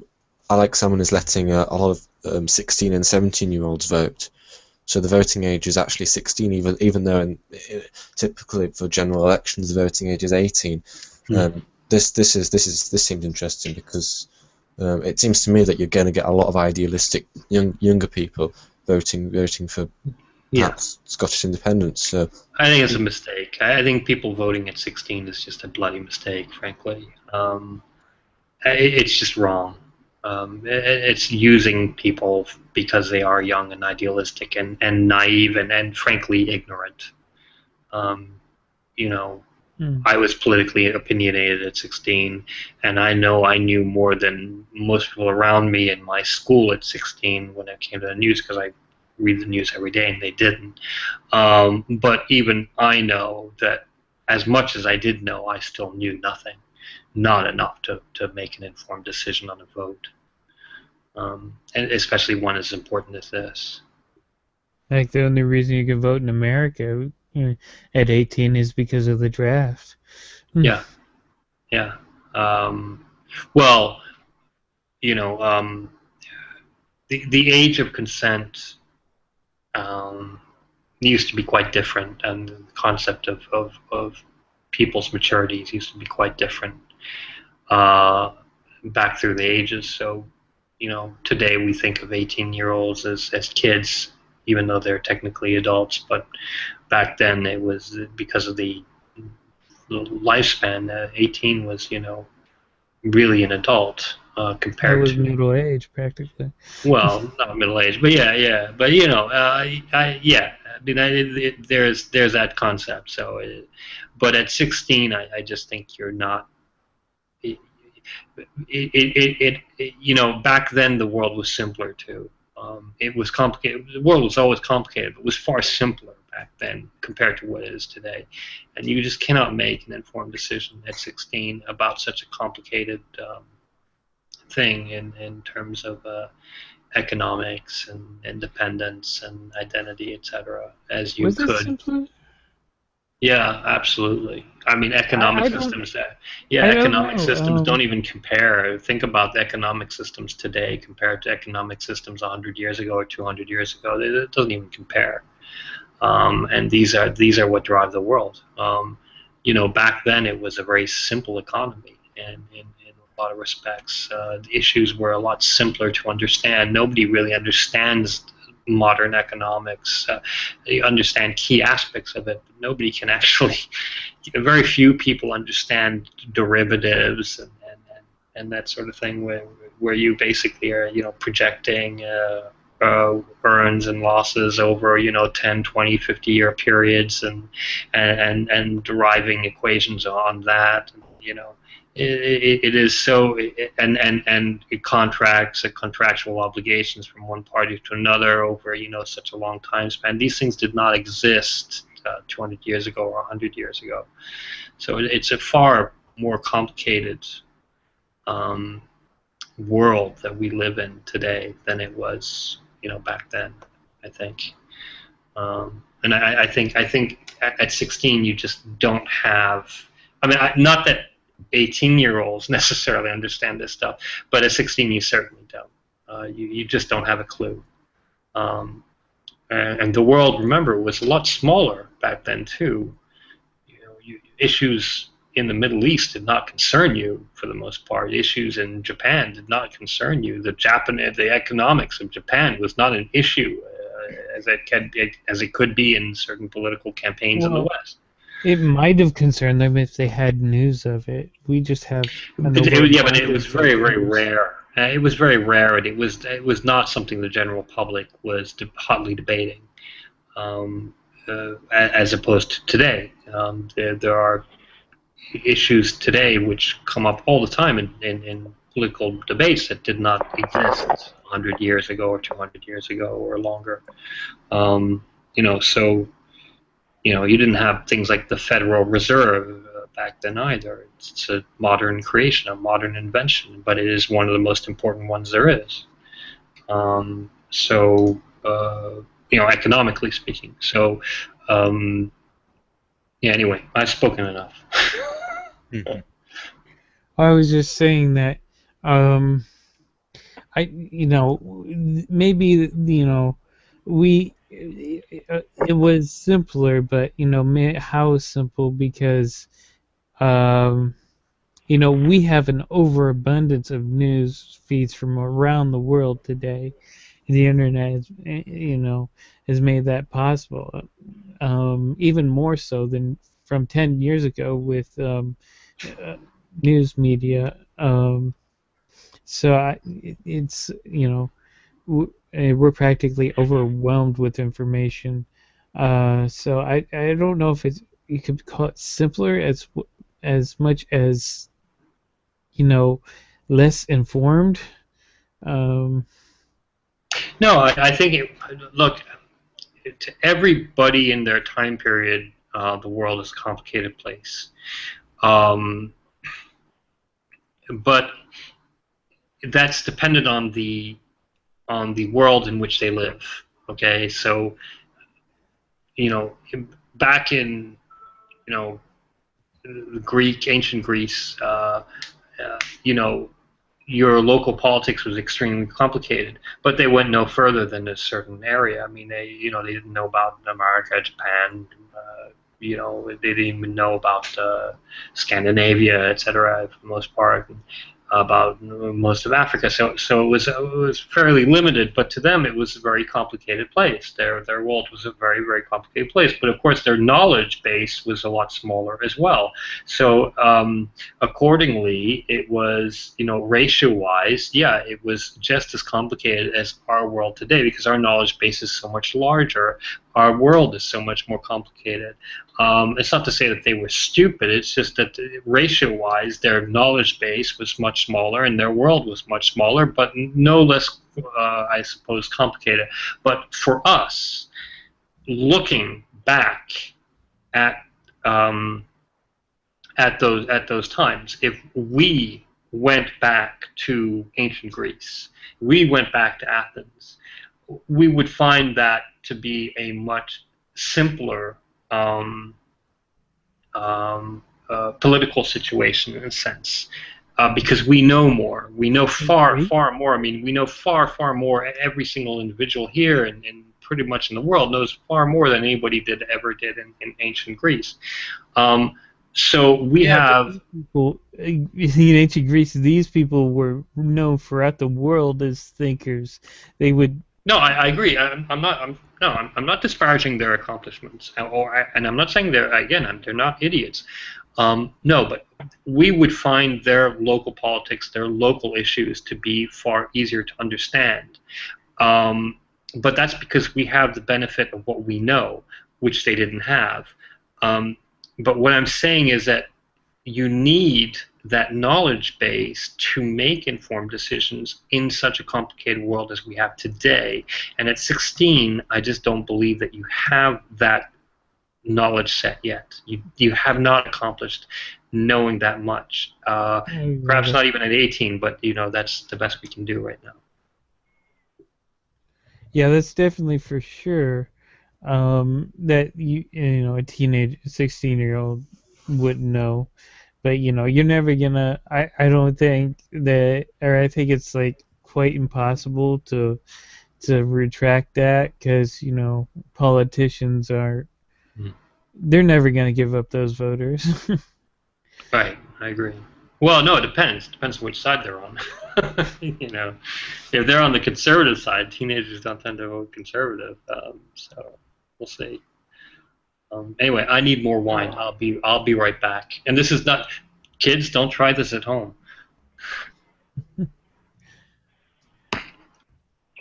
Yeah, I was going to point out there was some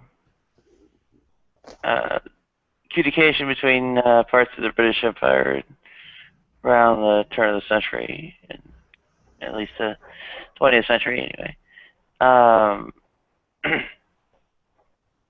That raised a sink during the Boer Wars and so on. So we have to go back a little bit further, but yeah, there have been 2 or 3 wars. So. What's that? There have been 2 or 3 Boer wars.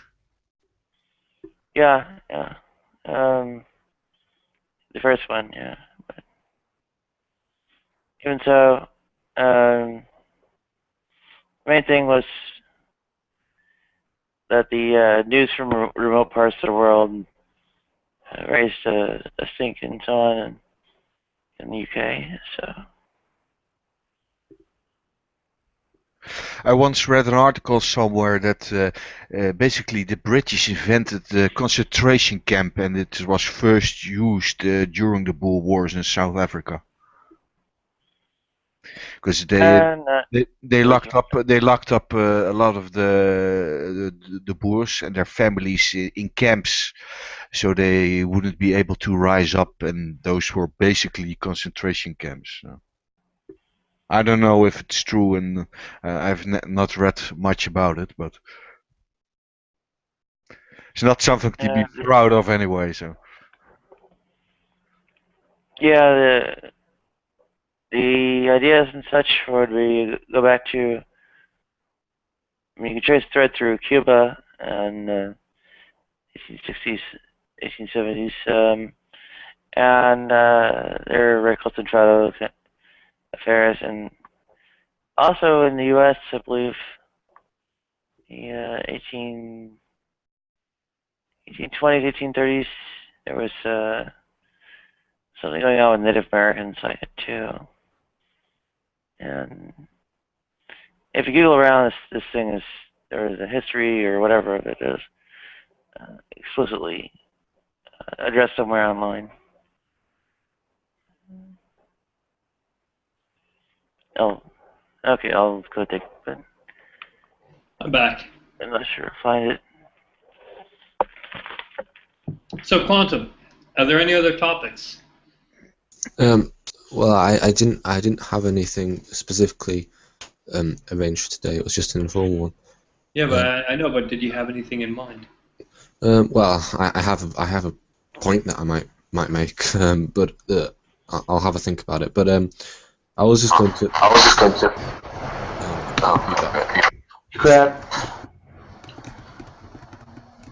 I was just going to ask about the thing that you were saying about the 16-year-olds being able to vote, and so you were talking a lot about knowledge and how young people don't have the knowledge base in order to make these decisions. And I was just going to ask though about it, not just about the knowledge, but also about brain development and understanding. So I mean, I understand that in the US, your age of consent for various things are quite a lot higher than in the UK. Your drinking age is 21, isn't it? Yeah, but that is one of the only exceptions. You are an adult at 18. Okay, but your age of consent for sexual intercourse is also 18 in the UK. It depends. No, actually, it depends on the state. Okay. In states, I believe it's 16 or 17. It depends on the state. Okay. Yeah. Well, in the UK, it's 16 as well, and things like armed forces in the UK. I think for armed forces, you can join when you're 16, although you can't do anything. No, in the States you have to be 18 to join. Okay, well in the UK you can be 16. But that's why in the States actually you can drink on base at 18, but only on base, because if you're old enough to fight and die for your country, you're old enough to drink. So they made an exception to the drinking law, so that if you are on base as a soldier at 18 or 19 or 20, you can drink, but you cannot drink off base. That's against the law. I didn't realize that. That's quite interesting. What about? I believe that's the case. I'm not a legal expert on this, but I believe that's what I read about that. So what about gun ownership? I believe that's 18. No, actually, no. No, it's younger than that. You can get a rifle license as a 15 or 16-year-old, I think. I think it depends really, but it can be quite young. At any age. Yeah, but that's Okay, so and finally, I guess, what about driving in the UK? That also depends. No, I got my license in Pennsylvania. I was 16. In fact, I got my license at 15 and a half. Once you're 15 and a half years old in Pennsylvania, you can drive with an adult supervisor and a licensed driver next to you.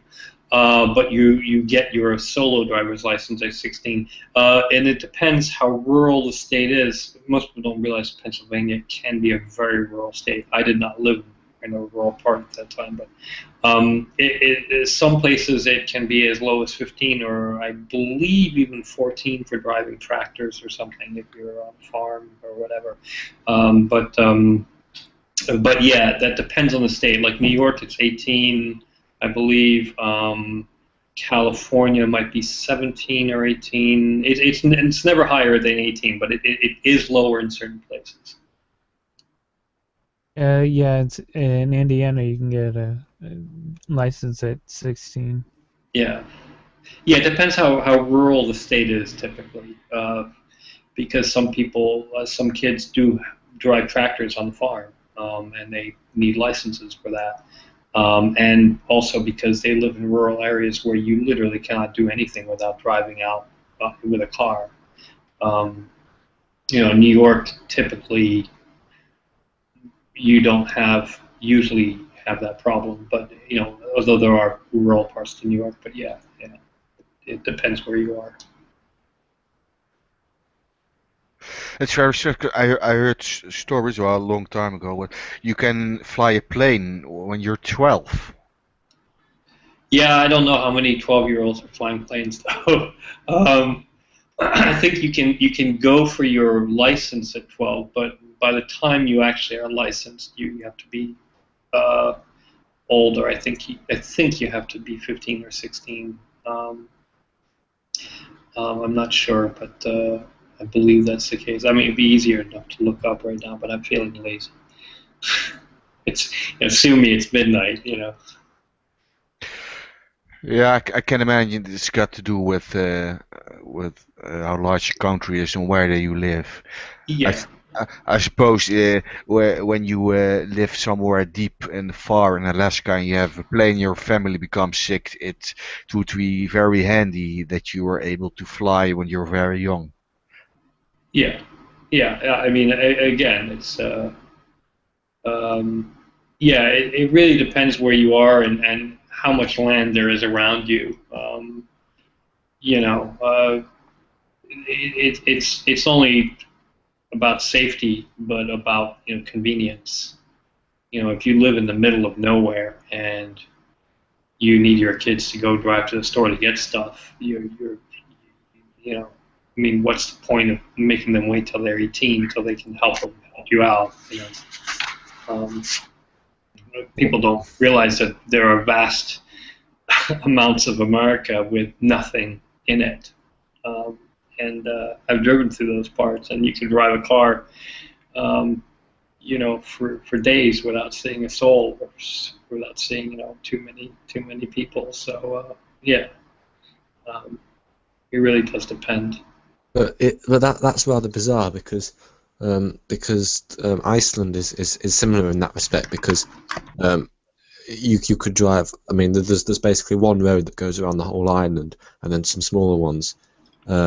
But Iceland is basically the sort of dirt track type thing that you might expect to see in the more rural parts of America. Yeah. You can go around for ages and not see anyone. But the driving age in Iceland, I think, I'm not sure this is correct, but I think it's 23. Um, Yeah, but Icelanders have a different cultural perspective on these things than Americans do. I know, but well, I guess my point is that it just seems odd that two different countries can come up with completely different ages and then argue different reasons for each. It just seems somewhat arbitrary. I mean, Yeah, but I think Iceland also probably has far better infrastructure for public transportation than America does in certain areas. I don't know. I mean, the thing about Iceland is it's ridiculously rural. I mean, it's I don't want to call it a wasteland, but basically there's Reykjavik and that's it. Yeah, I know. I mean, it's. I mean, actually, another bizarre law is in the UK, you can legally babysit from when you're born. So a 2-year-old can babysit. Really, I didn't know that. Legally. That's But interesting. I'm not sure. I think it's a technicality. So I think even though it's technically legal, if you do that, they'll get you on Yeah, negligence. they'll take your kids away. Yeah, but it's technically there's no minimum in the UK. There's no minimum age for babysitting. Yeah. Anyway, Okay. Well, I mean, every country has like bizarre throwback laws like that. For one reason or another. That are obscure, but I mean every country has laws like that. But yeah, I would say that the difference between Iceland and America is mostly probably because of culture. And remember, America has an incredible car culture. America is the defining car culture of the world. Um, so it's a little hard to curtail people's right of driving as they see it. In fact, it's not a right in America, but people perceive it as a right, as a fundamental right, because it is so important to the culture, because it's so important to the way people function in America, and that's why we have very little public transportation to speak of. Whereas in Europe, public transportation is a huge thing. A lot of people take public transportation even if they have a car in Europe. It's more on it's less so in the UK, but very much so on the continent. On the continent, this is very much the case. Yeah, and also possibly in London as well. But outside of London in the UK, not so much. But we do still have buses and trains and things. But Well, yeah, I mean, the British rail system is notoriously bad. I'm from the continent and I hate public transport. It's mainly in the bigger towns where you have a lot of public transport. But the Netherlands is a small country, and I think per capita it's got the most real road in the world. But I utterly hate. I'd rather stuck in traffic in my own car for a few hours listening to my own songs than being in a train or a bus. Use an iPhone, man. Use an iPhone. No, I mean, no. Look, I understand because I lived in the UK. I grew up in the UK, and I grew up also on the continent in Belgium and France. So I know the differences between all these various cultures in America and Britain and France and Belgium and I know there are different public perceptions about transportation in general than between each other. But in general, America is just a very, very culturally based car culture. I mean, it is a defining cultural characteristic of America. I would point out there are rather significant practical reasons why people are stuck with cars everywhere outside New York.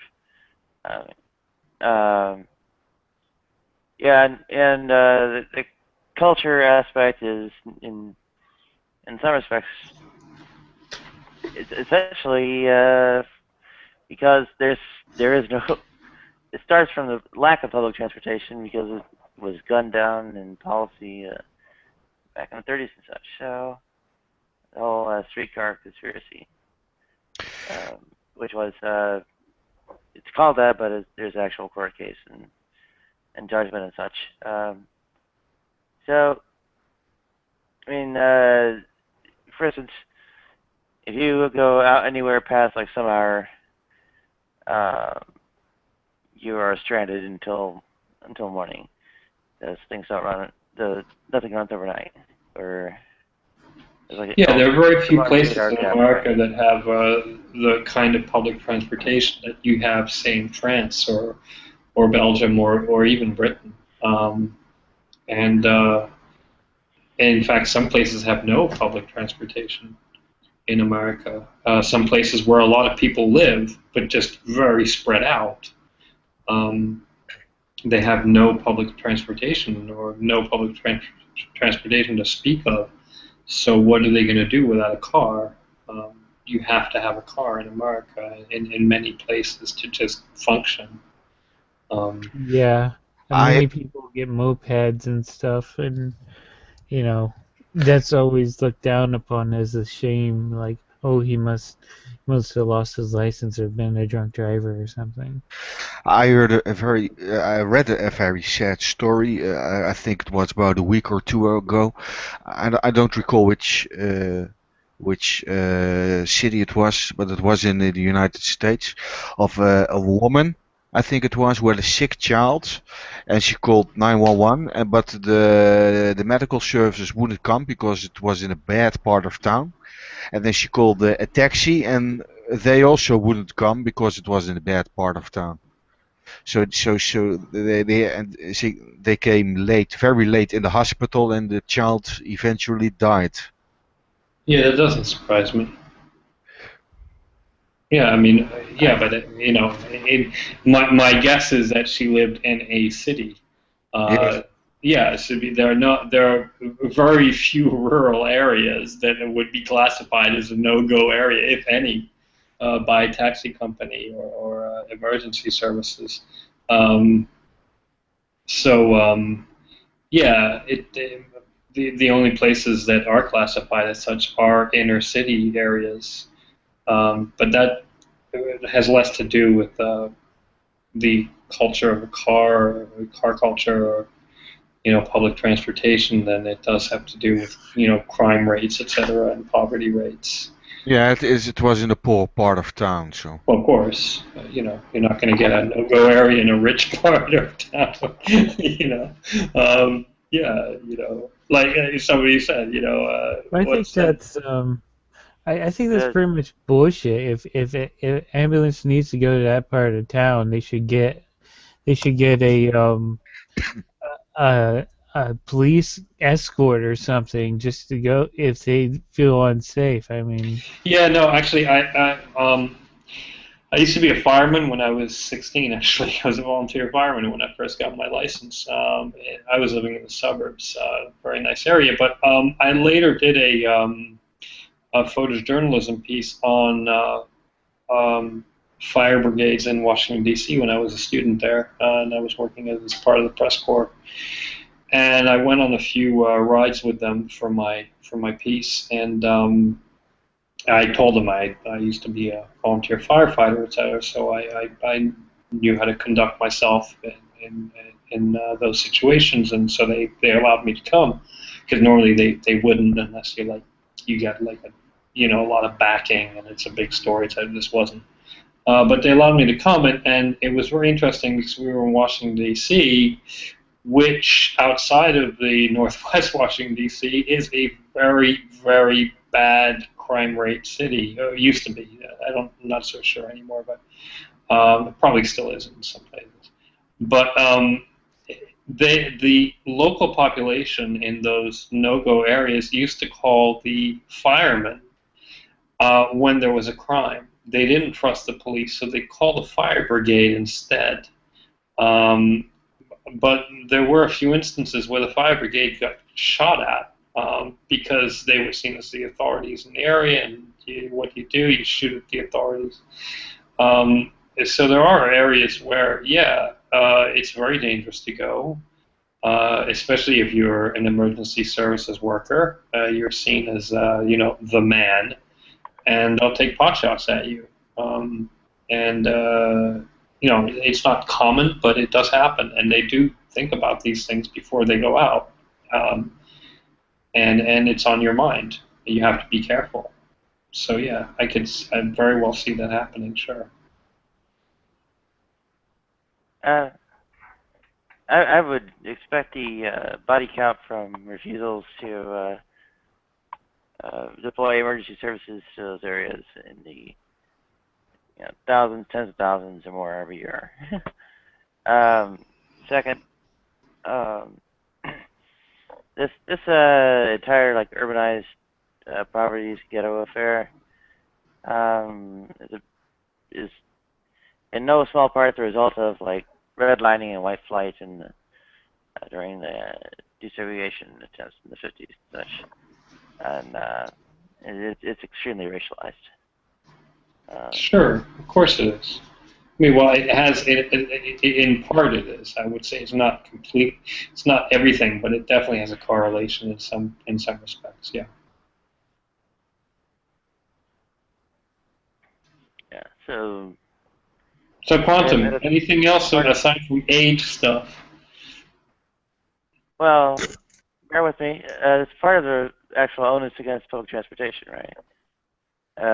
If those people could get around, then they could, maybe get around to the light neighborhood, and so on. And also the bare fact that, it's any kind of service at all that ends up being, provided to the wrong people. So it's tricky. It's a nasty current that ties in even to this, or even to the public transportation issue.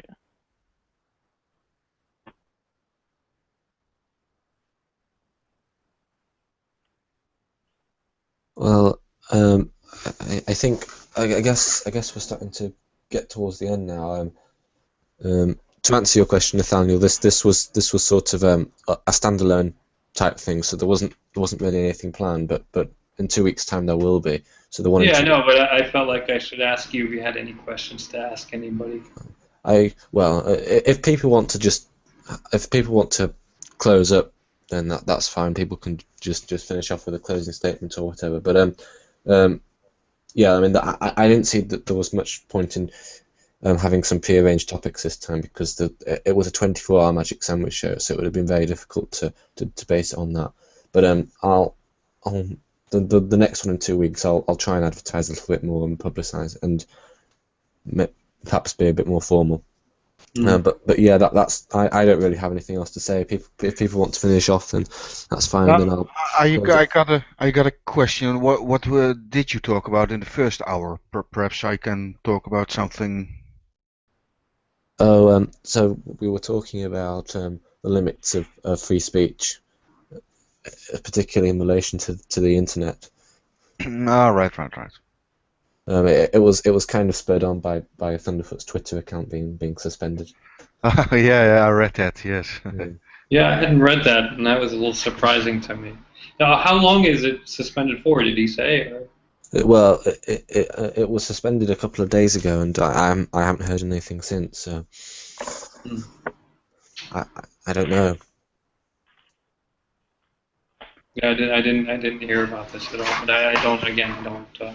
No, I read an article. Somebody gave me a link. I don't know what that link was, but it was an article that was written about Zoe Quinn, and in the article it said that Zoe Quinn, who has been very silent the last month, had been gathering all the information for the people that were bashing on her via Twitter, social media, and stuff. And she collected that for about a month or two, and she sent it all to the FBI and the social media. So that's probably why Thunderfoot got his account banned, because he was in the huge pile of names probably that were bashing on Zoe Quinn. I don't know. He was. You can't call the FBI over such. No, but she was no. It was not about what was said on Twitter, but she got death threats and stuff like Well, that. okay, that's understandable then. But I'm as far as I'm aware, Thunderfoot wasn't sending anyone. I mean, at least I hope he wasn't. No, that's not what I say. He was not sending death threats, but he was just. I think that's the reason. He was just in the pile of names he had collected over the last 2 months, and that's probably the reason why his account has been suspended for now. Well, I guess that's more calculated than anything. I guess. I guess if he's being accused of something like that, then it'll presumably resolve itself when.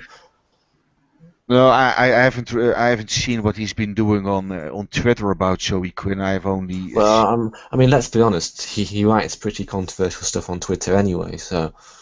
Oh, I never read. I don't think I'm following him on Twitter. I have only seen the videos he's done, and I can't say that he's done anything bad there. So. I'm subscribed to him on Twitter as well, but I do not keep track of Twitter except during times of crises. So usually I do not look at Twitter except when there are big things happening. But I've never seen him threaten anyone. Or I've never seen. I would not classify Thunderfoot. His tweets of the ones that I've seen, I would not classify them as threatening in any way or that controversial, frankly, compared to the other stuff I've seen on Twitter. Nothing. No, that's what I mean. I think it was just in a pile of names that was sent to Twitter, and Twitter just preemptively suspended all those accounts for further investigation. That's what I think what is happening. So. Yeah, that doesn't surprise me. They're just covering their ass, is what it is.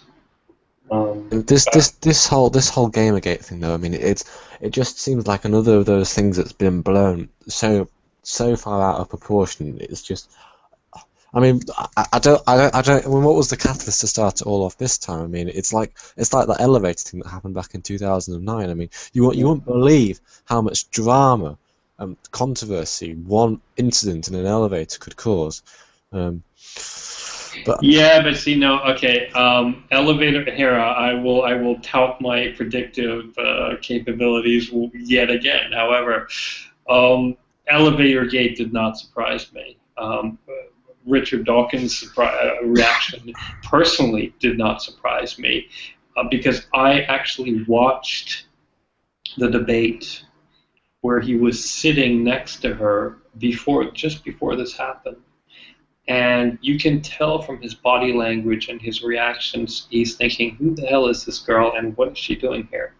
He was not enthused with her. Well, so hang on. So Richard Dawkins was in the same debate as she was on a panel. Oh. Yeah. I might actually try. Is it still available online? I mean. Yeah. No, I can't remember. It was in Ireland. It was in Dublin, Ireland, I believe. Oh. And they were on a panel. But what you also don't see is the fact that she was ragging on Richard's friend. I forgot her name. In a previous panel about feminism, some sort of feminist thing, and so Richard was not too enthused about her being there already at that point. But you can tell from his body language, from his reactions, even though he's trying to be polite and he doesn't say anything bad, he laughs a bit at some of her jokes, etc. You can tell he's not very comfortable.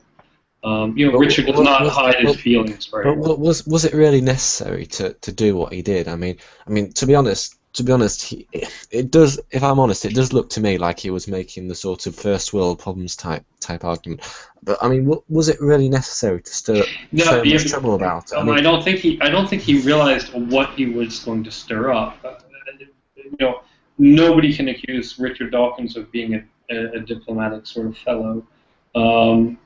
He's not strident. I know, but the issue is there's someone could accuse him of conflict of interest here because he's supposed to be he's supposed to be the head. Let me get this right. He's supposed to be the chair of some public understanding for science. Is that right? That's right. So I think Neil deGrasse Tyson basically made a good point. Yes, absolutely. In the 2005 symposium, yes, which I watched actually entirely. Yeah. Well, I mean, people might know it as the sort of science is interesting, and if you don't like it, you can. That's the conversation it came from. But he made a very good point, and the point was that it might be okay for any one of us now in this hangout to be as controversial as we like, but if you're in a position of where you're supposed to be teaching perhaps younger people about science, then you don't want to necessarily be rocking the boat about issues related to activism. What happened was, from what I understand, because the other panel was not, I didn't watch it. I don't know if it's on YouTube. Rebecca Watson was there with, I forget the name of the other person. She works with Richard Dawkins. She's a fairly famous atheist, and I follow her on Twitter actually. But they got into it, and Rebecca Watson just completely disparaged her during this panel, and was saying that women like her should speak up, and they're not they're not really helping the cause, blah blah blah. Anyway, Rich took a fair amount of offense at this because she's his friend since a very long time, and they work together, and she's in his foundation, etc. And then when he's on the panel with her, all she was talking about was more and more feminism issues and atheism. I think it got personal with him because of that. And it was his reaction to her later about, dear Fatima, whatever, that was a personal reaction and not one that he intended to be on a professional level. It was a personal slap down from his view of, she's just some moronic person. I understand that, but I can't help thinking that it would have been better to settle this particular dispute in private. I mean, I'm not saying that all disputes should be settled in private, but it's just that it's just a conflict of interest issue that I'm getting at. The sort of, it's the same sort of thing about Bill Nye debating Ken Ham, whether that should have happened or not. Yeah. I don't think the issue is any. Nadia, did you want to jump in? Sorry. Well, it was a question for like more elaboration, but okay. Go I ahead. mean, now how did this mutate to a whole like I don't know men's rights activist atheist wing on? Well, I mean, I followed for the first 2 years. I followed it extensively, and I can I never commented on it, but I followed it absolutely, religiously to be a little ironic. I Rebecca Watson. I'll put it as succinctly as I can because I know we're getting out of time, etc. Rebecca Watson has never spoken much about anything else, as far as I can tell. I've been following the Skeptic Guys to the Universe since a very long time, since I think it was 2007 or 2006, something like that. So I've been listening to her for a long time, and I read some of her stuff, but it was pretty much always about feminism and feminist activism in the skeptical crowd and the atheist crowd. That was her raison d'être, in a sense. Now, so this was not surprising that she talked about this at the conference, because that's pretty much all that she talks about. I have to agree. She has not actually contributed much to conversation outside of this area. I'm not saying that it may not be an important piece of conversation, but I'm saying that listening to her as long as I had for years and years, that's all that she appears to be interested in.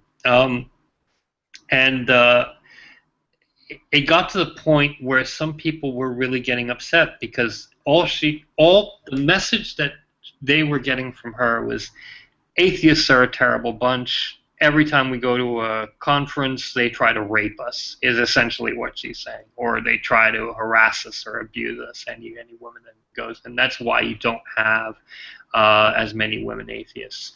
A lot of atheists took issue with this, okay? Because this is not the experience that they were having. This is not what they were seeing, and this is not, frankly, the intention of most atheists at atheist conferences. It doesn't mean that there have not been some abuses. It just means that this is not the primary thing that's going on at atheist conferences. Atheists in general tend to be fairly liberal-minded, tend to be fairly pro-feminist, tend to be fairly, leftist, etc.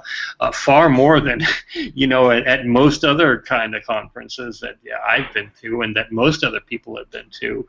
You do not go to atheist conferences and see, scantily clad women touting, the latest merchandise or anything at all. In fact. This is not an area, atheist conferences are not havens, known as havens of, sex addicts and harassers, okay? But this was the portrayal that some people thought that she was giving about atheist conferences and the atheist movement in general.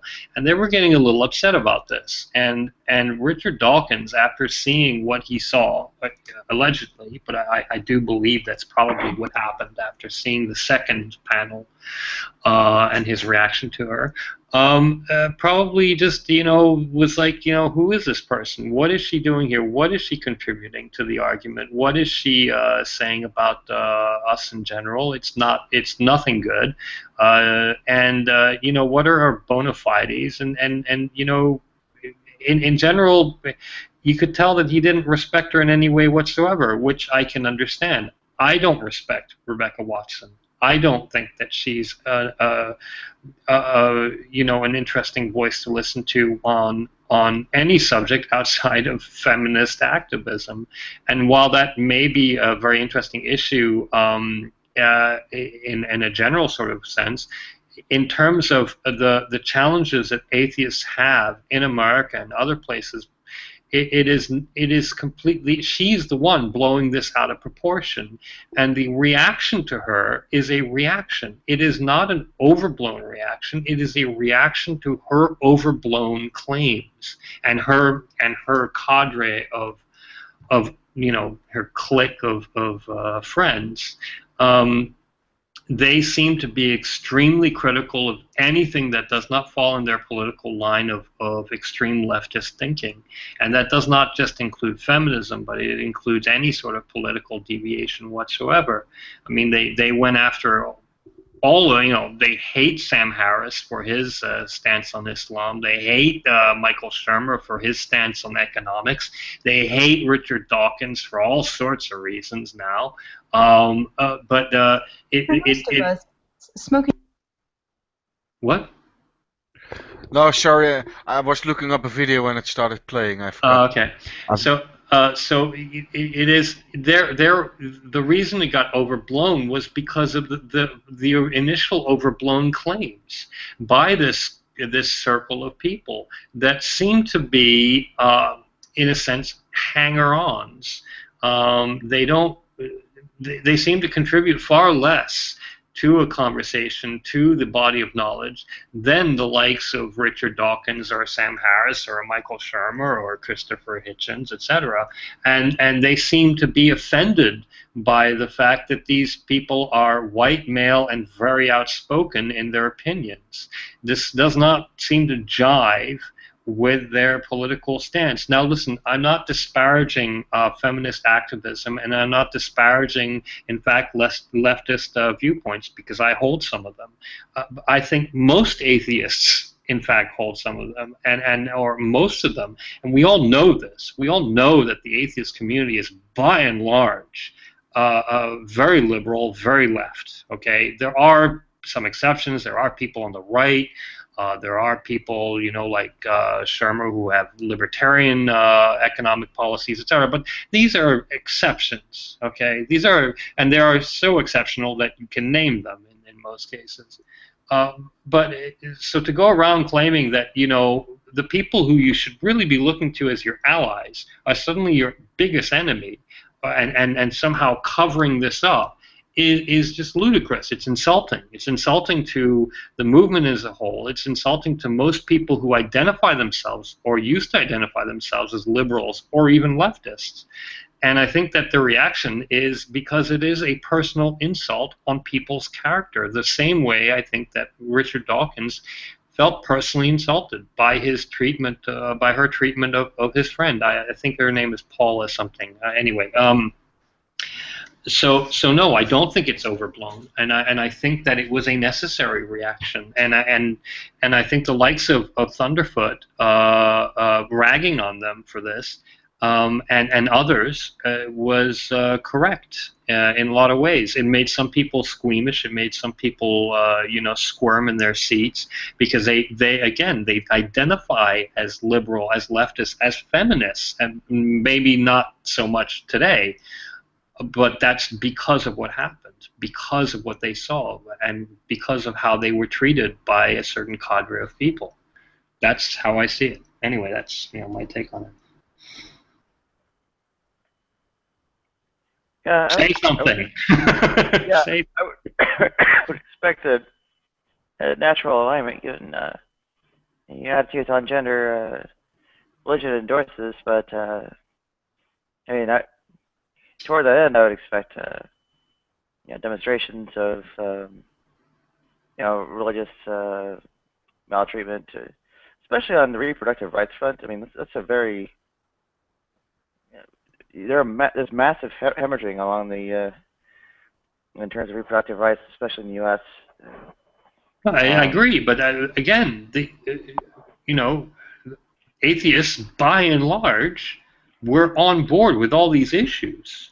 But they did not think that these issues were the front and center issue which should be addressed at atheist conferences. And I don't see anything wrong with holding that perspective. Look, I never thought that Rebecca Watson was interesting. I unsubscribed from the podcast a long time ago, before this happened, because I did not think that she was contributing anything interesting, and I thought it was kind of floundering because of it. I do not think that she's an intellectual in any way whatsoever. I don't like Rebecca Watson. I don't hate her. I just don't think that she is. She should be the beacon of light to some people that some people think that she is. So I think she really picked the wrong fight, and for the wrong reasons. She could have done far better with feminist activism in another circle, but skeptical and atheist conferences and skeptical and atheist groups are not. Yeah, there's trolls on Twitter and there's atheist trolls on Twitter and atheist trolls on Reddit, and I know I've seen them. They post horrific messages and on YouTube, but this is like normal on the internet. Okay, this is every corner of society on the internet. So to single out atheists as a whole who typically are on board with you is basically spitting in the face of your allies. It's just not cool. You are going to get a reaction no matter what circle you're from. You are going to get a reaction from your people who thought they were your allies if you treat them that way. And that's the way she treated them. That's the reaction she got. I should probably read out some of my hate mail at some point, because you would find it remarkable that someone with only 200 subscribers could get hate mail, but I get an awful lot of hate mail. I think it's something that if you're any sort of public figure, you have to put up with, and unfortunately, you just have to. I don't like it when people call me, swear at me or whatever, or tell me to kill myself, which has happened on rather a few occasions. But what are you supposed to do about it? There's not really much you can do about it, to be honest. You just gotta ignore it, and if you don't bait to it, then people get bored of it. At least that's the view I take about it. Yeah, but she didn't do that, and she has very thin skin. Look, I understand. I'm not a woman, and if I was a woman and I was getting the kind of hate mail that she has gotten, I would be thin-skinned too, mostly because it would be a safety issue. I'm not saying that women should be thin-skinned or are thin-skinned. I'm just saying that it would affect me in a different way, especially if I was a woman and I did see that these sort of misogynistic comments. Yes. And some of them are misogyny. I know that's an overused word, and in fact, in most cases, it's wrongly used. But some of the comments I saw, on YouTube, etc., and on Reddit, they are misogynistic. Absolutely, they do absolutely say, I hate women, or that sort of thing. It's ridiculously overblown form of comment, and it's insulting, etc. And if I was her, I would probably feel threatened, but I would not automatically libel the entire atheist movement for it. That is not something that's cool. And she has to realize at some point that the reaction she got a lot of these comments from is because of her libeling the atheist movement, or at the very least, even if I give her credit, at least the perceived libeling.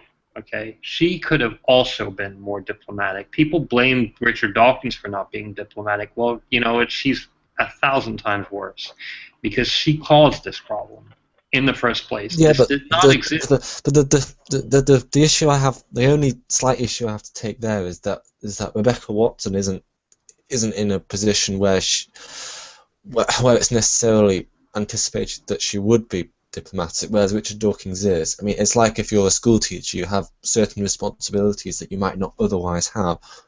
I just think any position of authority, you sort of have to be careful in some respects. No, I disagree. I mean, who is he risking at alienating in this position, in his reaction, is people he thinks are insane, people he thinks are crazy, people he thinks are wrong. He's never done anything otherwise.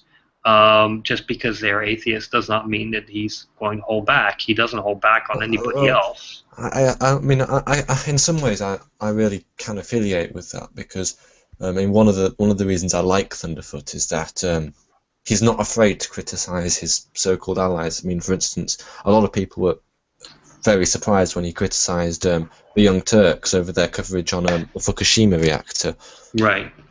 Because I wasn't, he was. but yeah, Well, yeah. okay, but well, a lot of people were because Yeah. because he was quite in with the Young Turks at that point, and it was sort of why are you criticising your allies sort of thing. And I do appreciate that. I think it takes a lot of guts to do something like that, and it's something that has to be done. Yeah. But there comes a point where the conflict of interest issue does become significant, and I think that if your job is to be an evangelist for public understanding, then I mean it wouldn't bother me so much if that wasn't his job. I just think that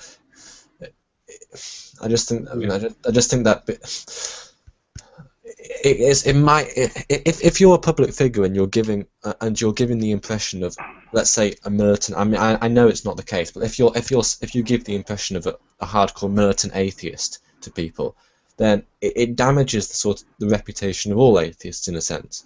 And whereas if you're someone like me that has basically no reputation to uphold, I can freely talk about these things without necessarily damaging a load of a whole community of people. And it's not just that; it's also the fact that Richard Dawkins uses Twitter a lot, which means that the 140 character limit is a breeding ground for misinterpretation. So while I'm sure that some of the things he says are reasonable, because he says them in a very short, crude sort of concise way, there's so many opportunities for people to misinterpret what he's saying, and for people to get... But okay, here's the thing, though. I mean, you're guilty of overblowing this as well, because your accusation. I'm going to criticize you, but not too much. Your accusation of his public persona, etc., is valid if millions of people were, or hundreds of millions of people were affected by this controversy, but they weren't. This is by and large confined mostly to the atheist community. Most people who have seen Richard Dawkins on CNN or Fox or BBC had no idea that this is going on. 2 years in, or 2.5 years in, or 3 years in, people still are not aware that this happened. This was mostly confined to the atheist and skeptical circles. Some religious people picked up on it, but it didn't really go anywhere with them. So in terms of his damaging, because of this comment, his public persona, I don't think it did a dent in it in any way whatsoever. Now, when he criticized Islam recently, that was different. That got all over the news. That got all over CNN and Fox News and BBC and what have you, and the New York Times, etc. That far more than his comment to Rebecca Watson, because let's face it, nobody outside of the skeptical circles knows who the hell Rebecca Watson is. This is a completely internal affair. This is internal drama that is being played out, and is a sort of schism in the skeptical and atheist community. But it has absolutely no bearing whatsoever on the public perception outside of our community. Nobody knows who the fuck she is. I mean, and nor should they. She has not produced anything. She has not produced any books worthy of reading. She does have her own Wikipedia page. I mean that. So what? So, I mean, there are jazz musicians from obscure bands from the 1930s who have Wikipedia pages who most people have never heard of. This is not an accomplishment. A lot of people have their Wikipedia page, and most people have never even heard of them, or even of what kind of career they are. So no, she is not a public figure outside of our own circle. She is a public figure online in certain places on YouTube. She's talked about in certain places on Twitter and Reddit, but outside of that, I mean, most people have never heard of her, and nor will they hear of her unless she accomplishes something huge or causes such a controversy that everybody has to pick up and take notice. So no, I don't think that it affected his public persona in any way whatsoever. His controversies on Islam, his controversies on other things that he said about molestation, etc., of the church, those were picked up by international media. Those, definitely caused a stir, for good or bad, in different circles, but circles outside of the atheist and skeptical communities.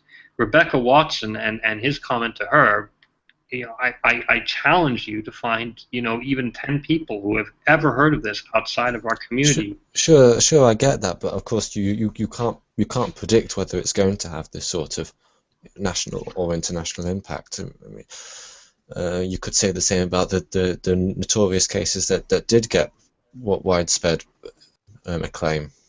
Such as? Well, like the two that you've just described, for instance. Yeah, but those were commenting on things that affect other people. Rebecca Watson affects nothing outside. Yeah, of our Rebecca Watson represented an ideologue which I guess did concern other people. Not really. I mean, outside. The whole political sort of slant on these things. I mean, a lot of people can associate with that. Yes and no, but again, she is not a voice outside of the community. Had the National Organization of Women picked up on this, then perhaps. But they didn't. The thing is, how are you supposed to predict whether something goes viral? I mean, this Gamergate thing. I mean, that did in some senses. I mean, I've seen articles about it in the Daily Telegraph, the Guardian. I mean, these are proper broadsheet newspapers in the UK. So I mean, right. And I first of all, I have two things to say on that. While I said that it did not get picked up, there were some articles in the mainstream media, but buried on page like 32B or something. There were a couple of snippets here and there about some sort of schism going on in the atheist, and it was briefly covered at best in specific back pages of newspapers or the like. But most people never saw this. And if they did, they probably just glanced at it and said, I have no idea what's going on, and just moved on. Whereas the Gamergate thing, that affects, far more than the circle of atheists or skeptics talking about, though, who initiated this, or even as the feminists. Gamers are across the board, tens of millions of people, possibly 100 million people in the United States alone. This is one of the world's biggest industries. This is like Hollywood. So yeah, that is different entirely, and that will generate controversy outside of the direct circles from which it was originated. But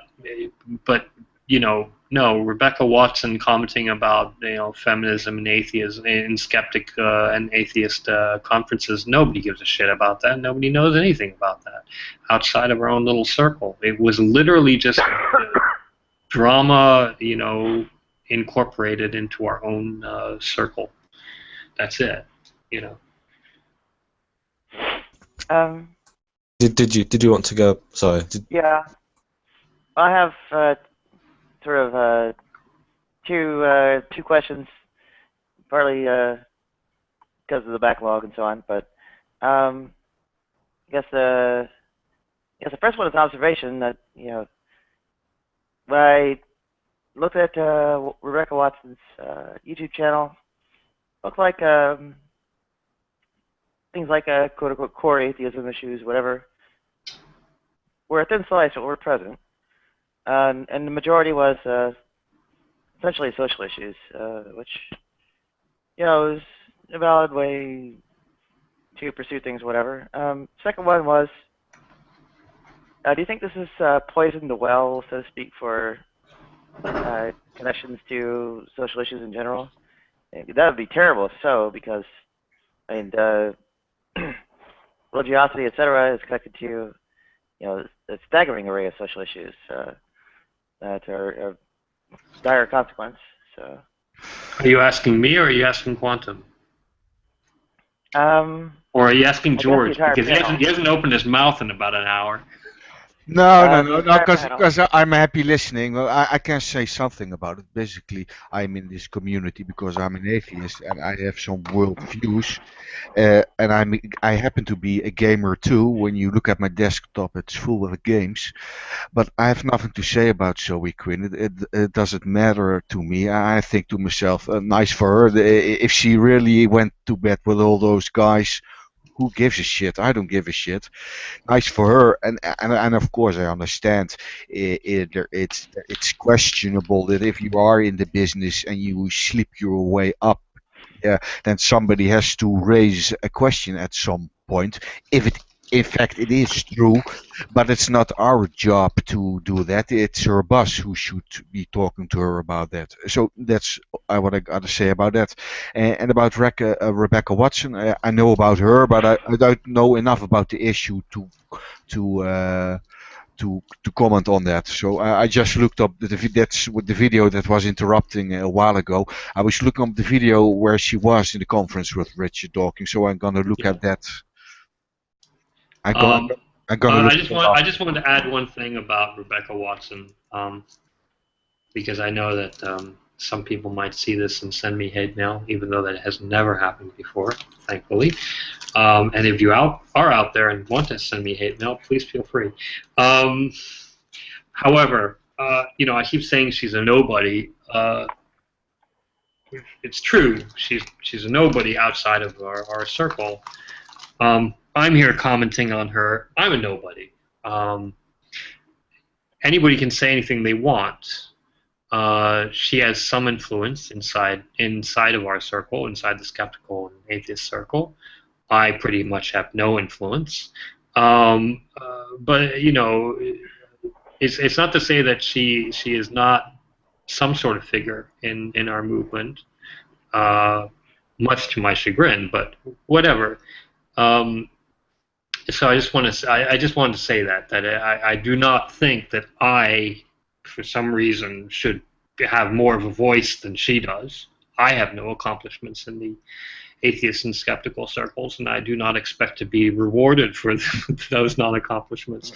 So anyway, that's just what I wanted to say right there.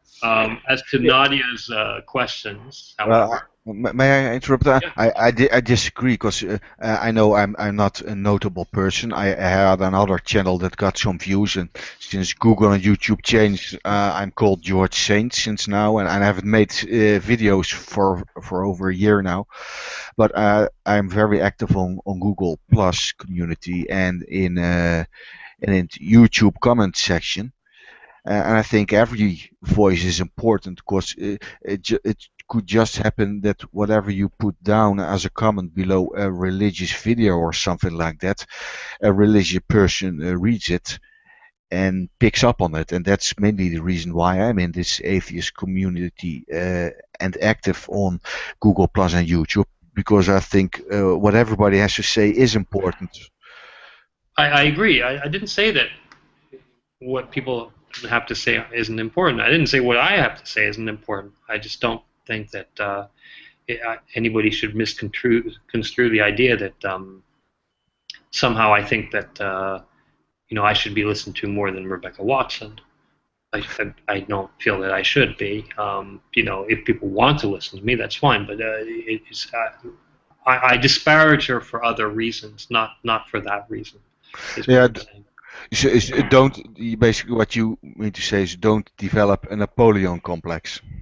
Yeah, absolutely.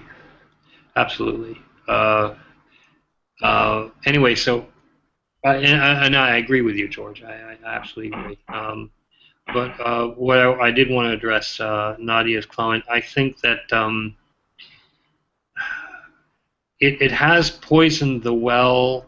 Oh, it did for a little while on social issues, but I think that it was a necessary thing, just like I think certain civil wars are necessary, as I mentioned before. You weren't here, but I think that it was a necessary thing. This new atheist movement, so-called new atheist movement, it is new in a sense. It's not that atheists are new or that they had anything new particularly to say. It's just that the coalescing of atheists as a movement was a new phenomenon given the recent history in the United States, etc., and the last time it happened. Well, Um, I think that the main reason why you see atheism rising in the last few decades is because in the previous century we were basically non-existent. We were existing, but we were so very widely spread. And since the rise of right. global Right. communications, we have a medium in which we can all connect to each other all over the world and share Right. our topic.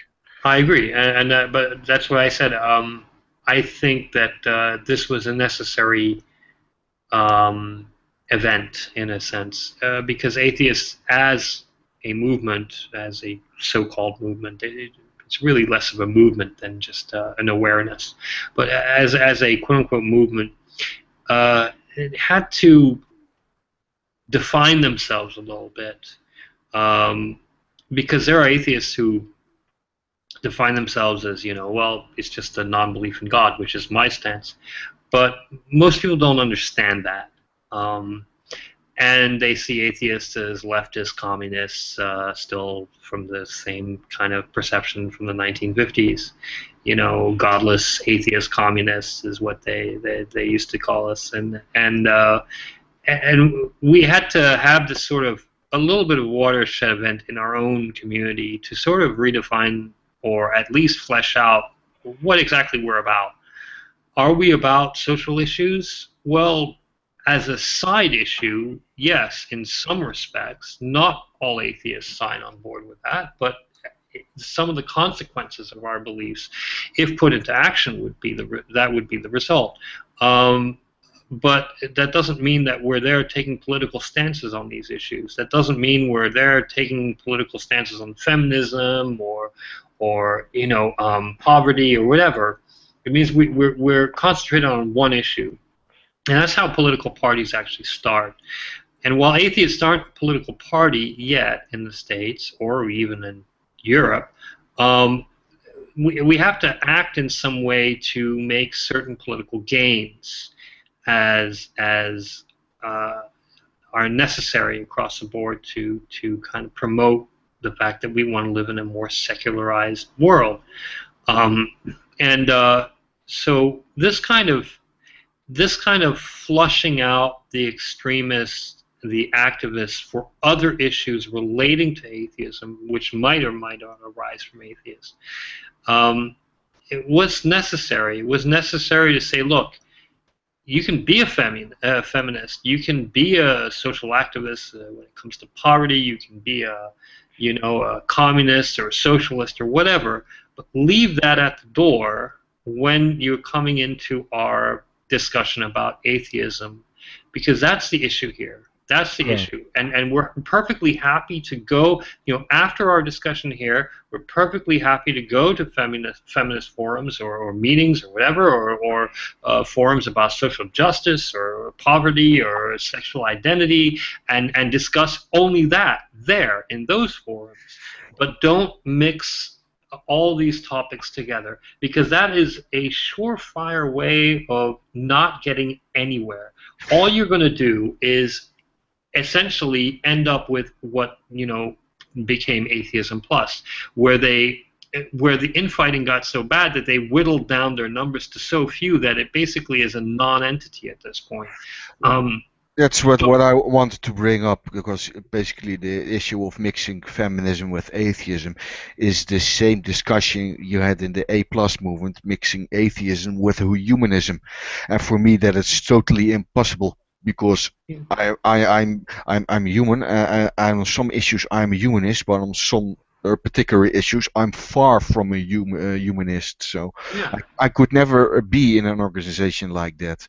And even though they made it sound like, oh, this is the best atheist movement there ever is, for me personally, I was left outside, because it's got nothing to do with what my personal beliefs about certain issues are. Absolutely, and you saw the same kind of extremist hatred and infighting in Atheism Plus is you saw, like, in the great purges in communism, where, you know, everybody was trying to one-up each other on how loyal they were to the cause. We had to get rid of that in the atheist community. And people who are on board with that, fine. You stay and you talk about atheism, and if you want to talk about other issues, you go do it somewhere else, just like the rest of us.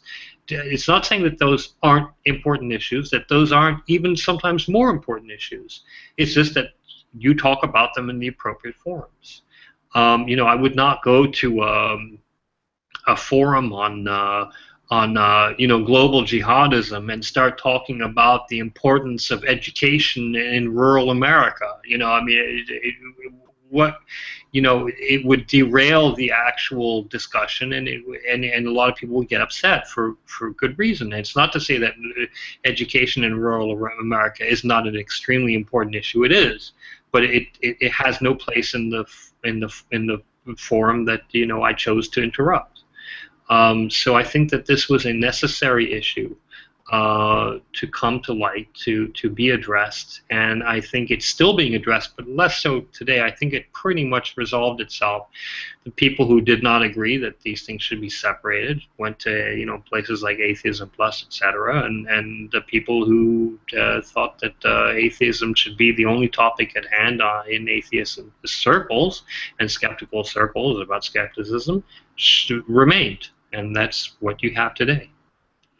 Well, one thing that occurred to me about Free Thought blogs is that, well, and the whole Atheism Plus thing is, it seems a little bit patronising. I mean, they were saying things like atheism plus women's rights, atheism plus treating homosexuals as equal. But I mean, don't we all already all think like that as it is? I mean, isn't the insinuation that some people don't? I mean, it just seems incredibly patronising, because these things seem to be a given. I mean, we're living in a modern society. Most people aren't assholes, and most people do believe in equal rights for people.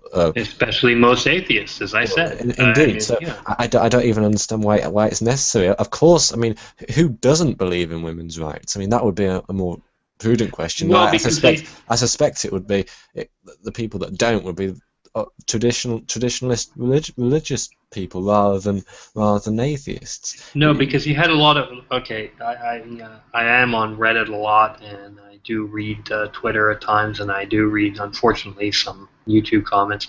You had a lot of sexist comments. You know, when a pretty atheist girl would make a video, and people would respond with, like, "Wow, you're hot. I want to sleep with you," or you blah blah. No, but I mean, the thing is, though, is that really any worse than being told to kill yourself? No, it's just, I mean, people always. I mean, it's the playground bully always picks the attribute that they think will get at you. So if you're short, they'll call you shorty. If you've got a bald head, they'll call you baldy or whatever. People, the playground bully will always try to pick the thing that they think is going to get the biggest reaction. So in my case, I guess it might be different to someone else that's, you know, online or whatever. But I just because I say get less gendered insults doesn't mean that the proportion of insults I get is necessarily any less worse. I agree. I absolutely. You know, I was making that point earlier. I agree. You have to develop a thick skin, regardless of your sex or orientation or whatever.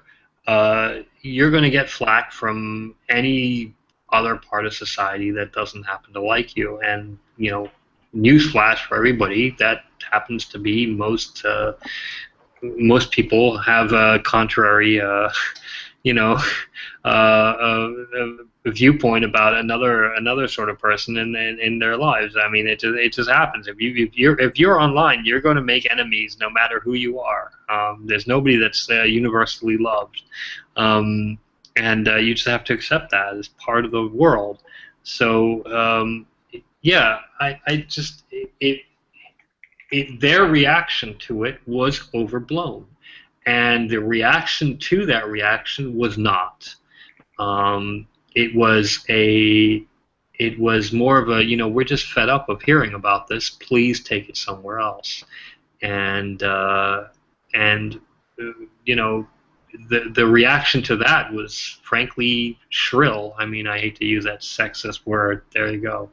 It was shrill. It was just hysterics. It was how dare you? You're not real atheists. You're all just sexist, misogynist, and this is again spitting in the face of some of their best allies. So it was just and to the credit of most women in atheism, did not react this way. They understood the issue. They did not react. They did not join up with Atheism Plus. Most gay people who are atheists did not join up with Atheism Plus. Most sexually transgendered people, did not join up with Atheism Plus. They saw this as an overblown reaction, and quite rightly so. And they seem to have a head on their shoulders, whereas the Atheism Plus crowd and the Rebecca Watson crowd, etc., do not. They seem to have very thin skin and blow their top at the drop of a dime. So yeah, that's how I feel about it. Okay, sorry, go ahead. Well, I'll make things brief. So the negative impacts of religion on society are, actually, valid, and I think more that are acknowledged.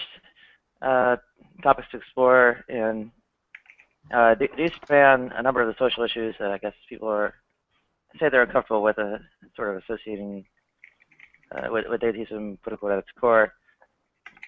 Yet, even so, part of the issue with Atheism Plus was, of course, that its potential for, as an effective vehicle for social change was, deemed to be poor by those who actually have an interest in that. I didn't so much disagree with it in principle as I disagree with, or as I found it, it's actually too tainted by the controversies and the opposition had stirred up to be a good way to do it. And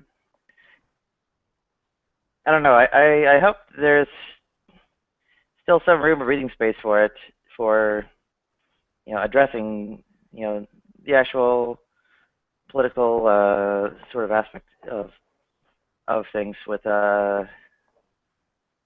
anyone, and I've actually found the reading space is quite limited on G Plus Hangouts and such, and I think it might help to I don't know, broaden that and maybe let the air back into it. Okay.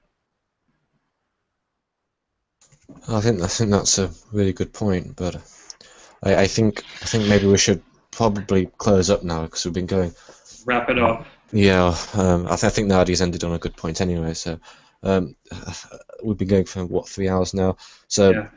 Just to be clear, the one in 2 weeks' time is going to be much more formal than this because this one was sort of a standalone episode. So the one I'm doing in 2 weeks' time is we're gonna have a topic. So one thing that would help me is if there are any topics that you people want to cover, then I guess PM me. I might do an event. I might actually schedule the event this week, and then invite just a few people that perhaps want to give ideas for the one that we're doing in 2 weeks' time. So that's it. I mean, I think you've learned your lesson, though, Quantum. Well, if you want to keep it short, don't invite me. I didn't really have an issue with this one being a long one. The only ones I have an issue if this was an actual. I mean, this is just an informal hangout. This season 3 hasn't started yet, so I didn't have an issue with the timing. But the next one will be definitely timed at 2 hours, and I won't go over.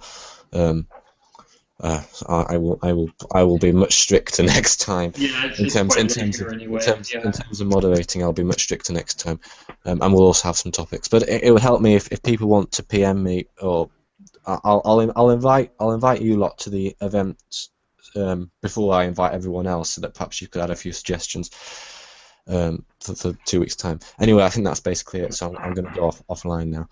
Okay. See you, everybody. Don't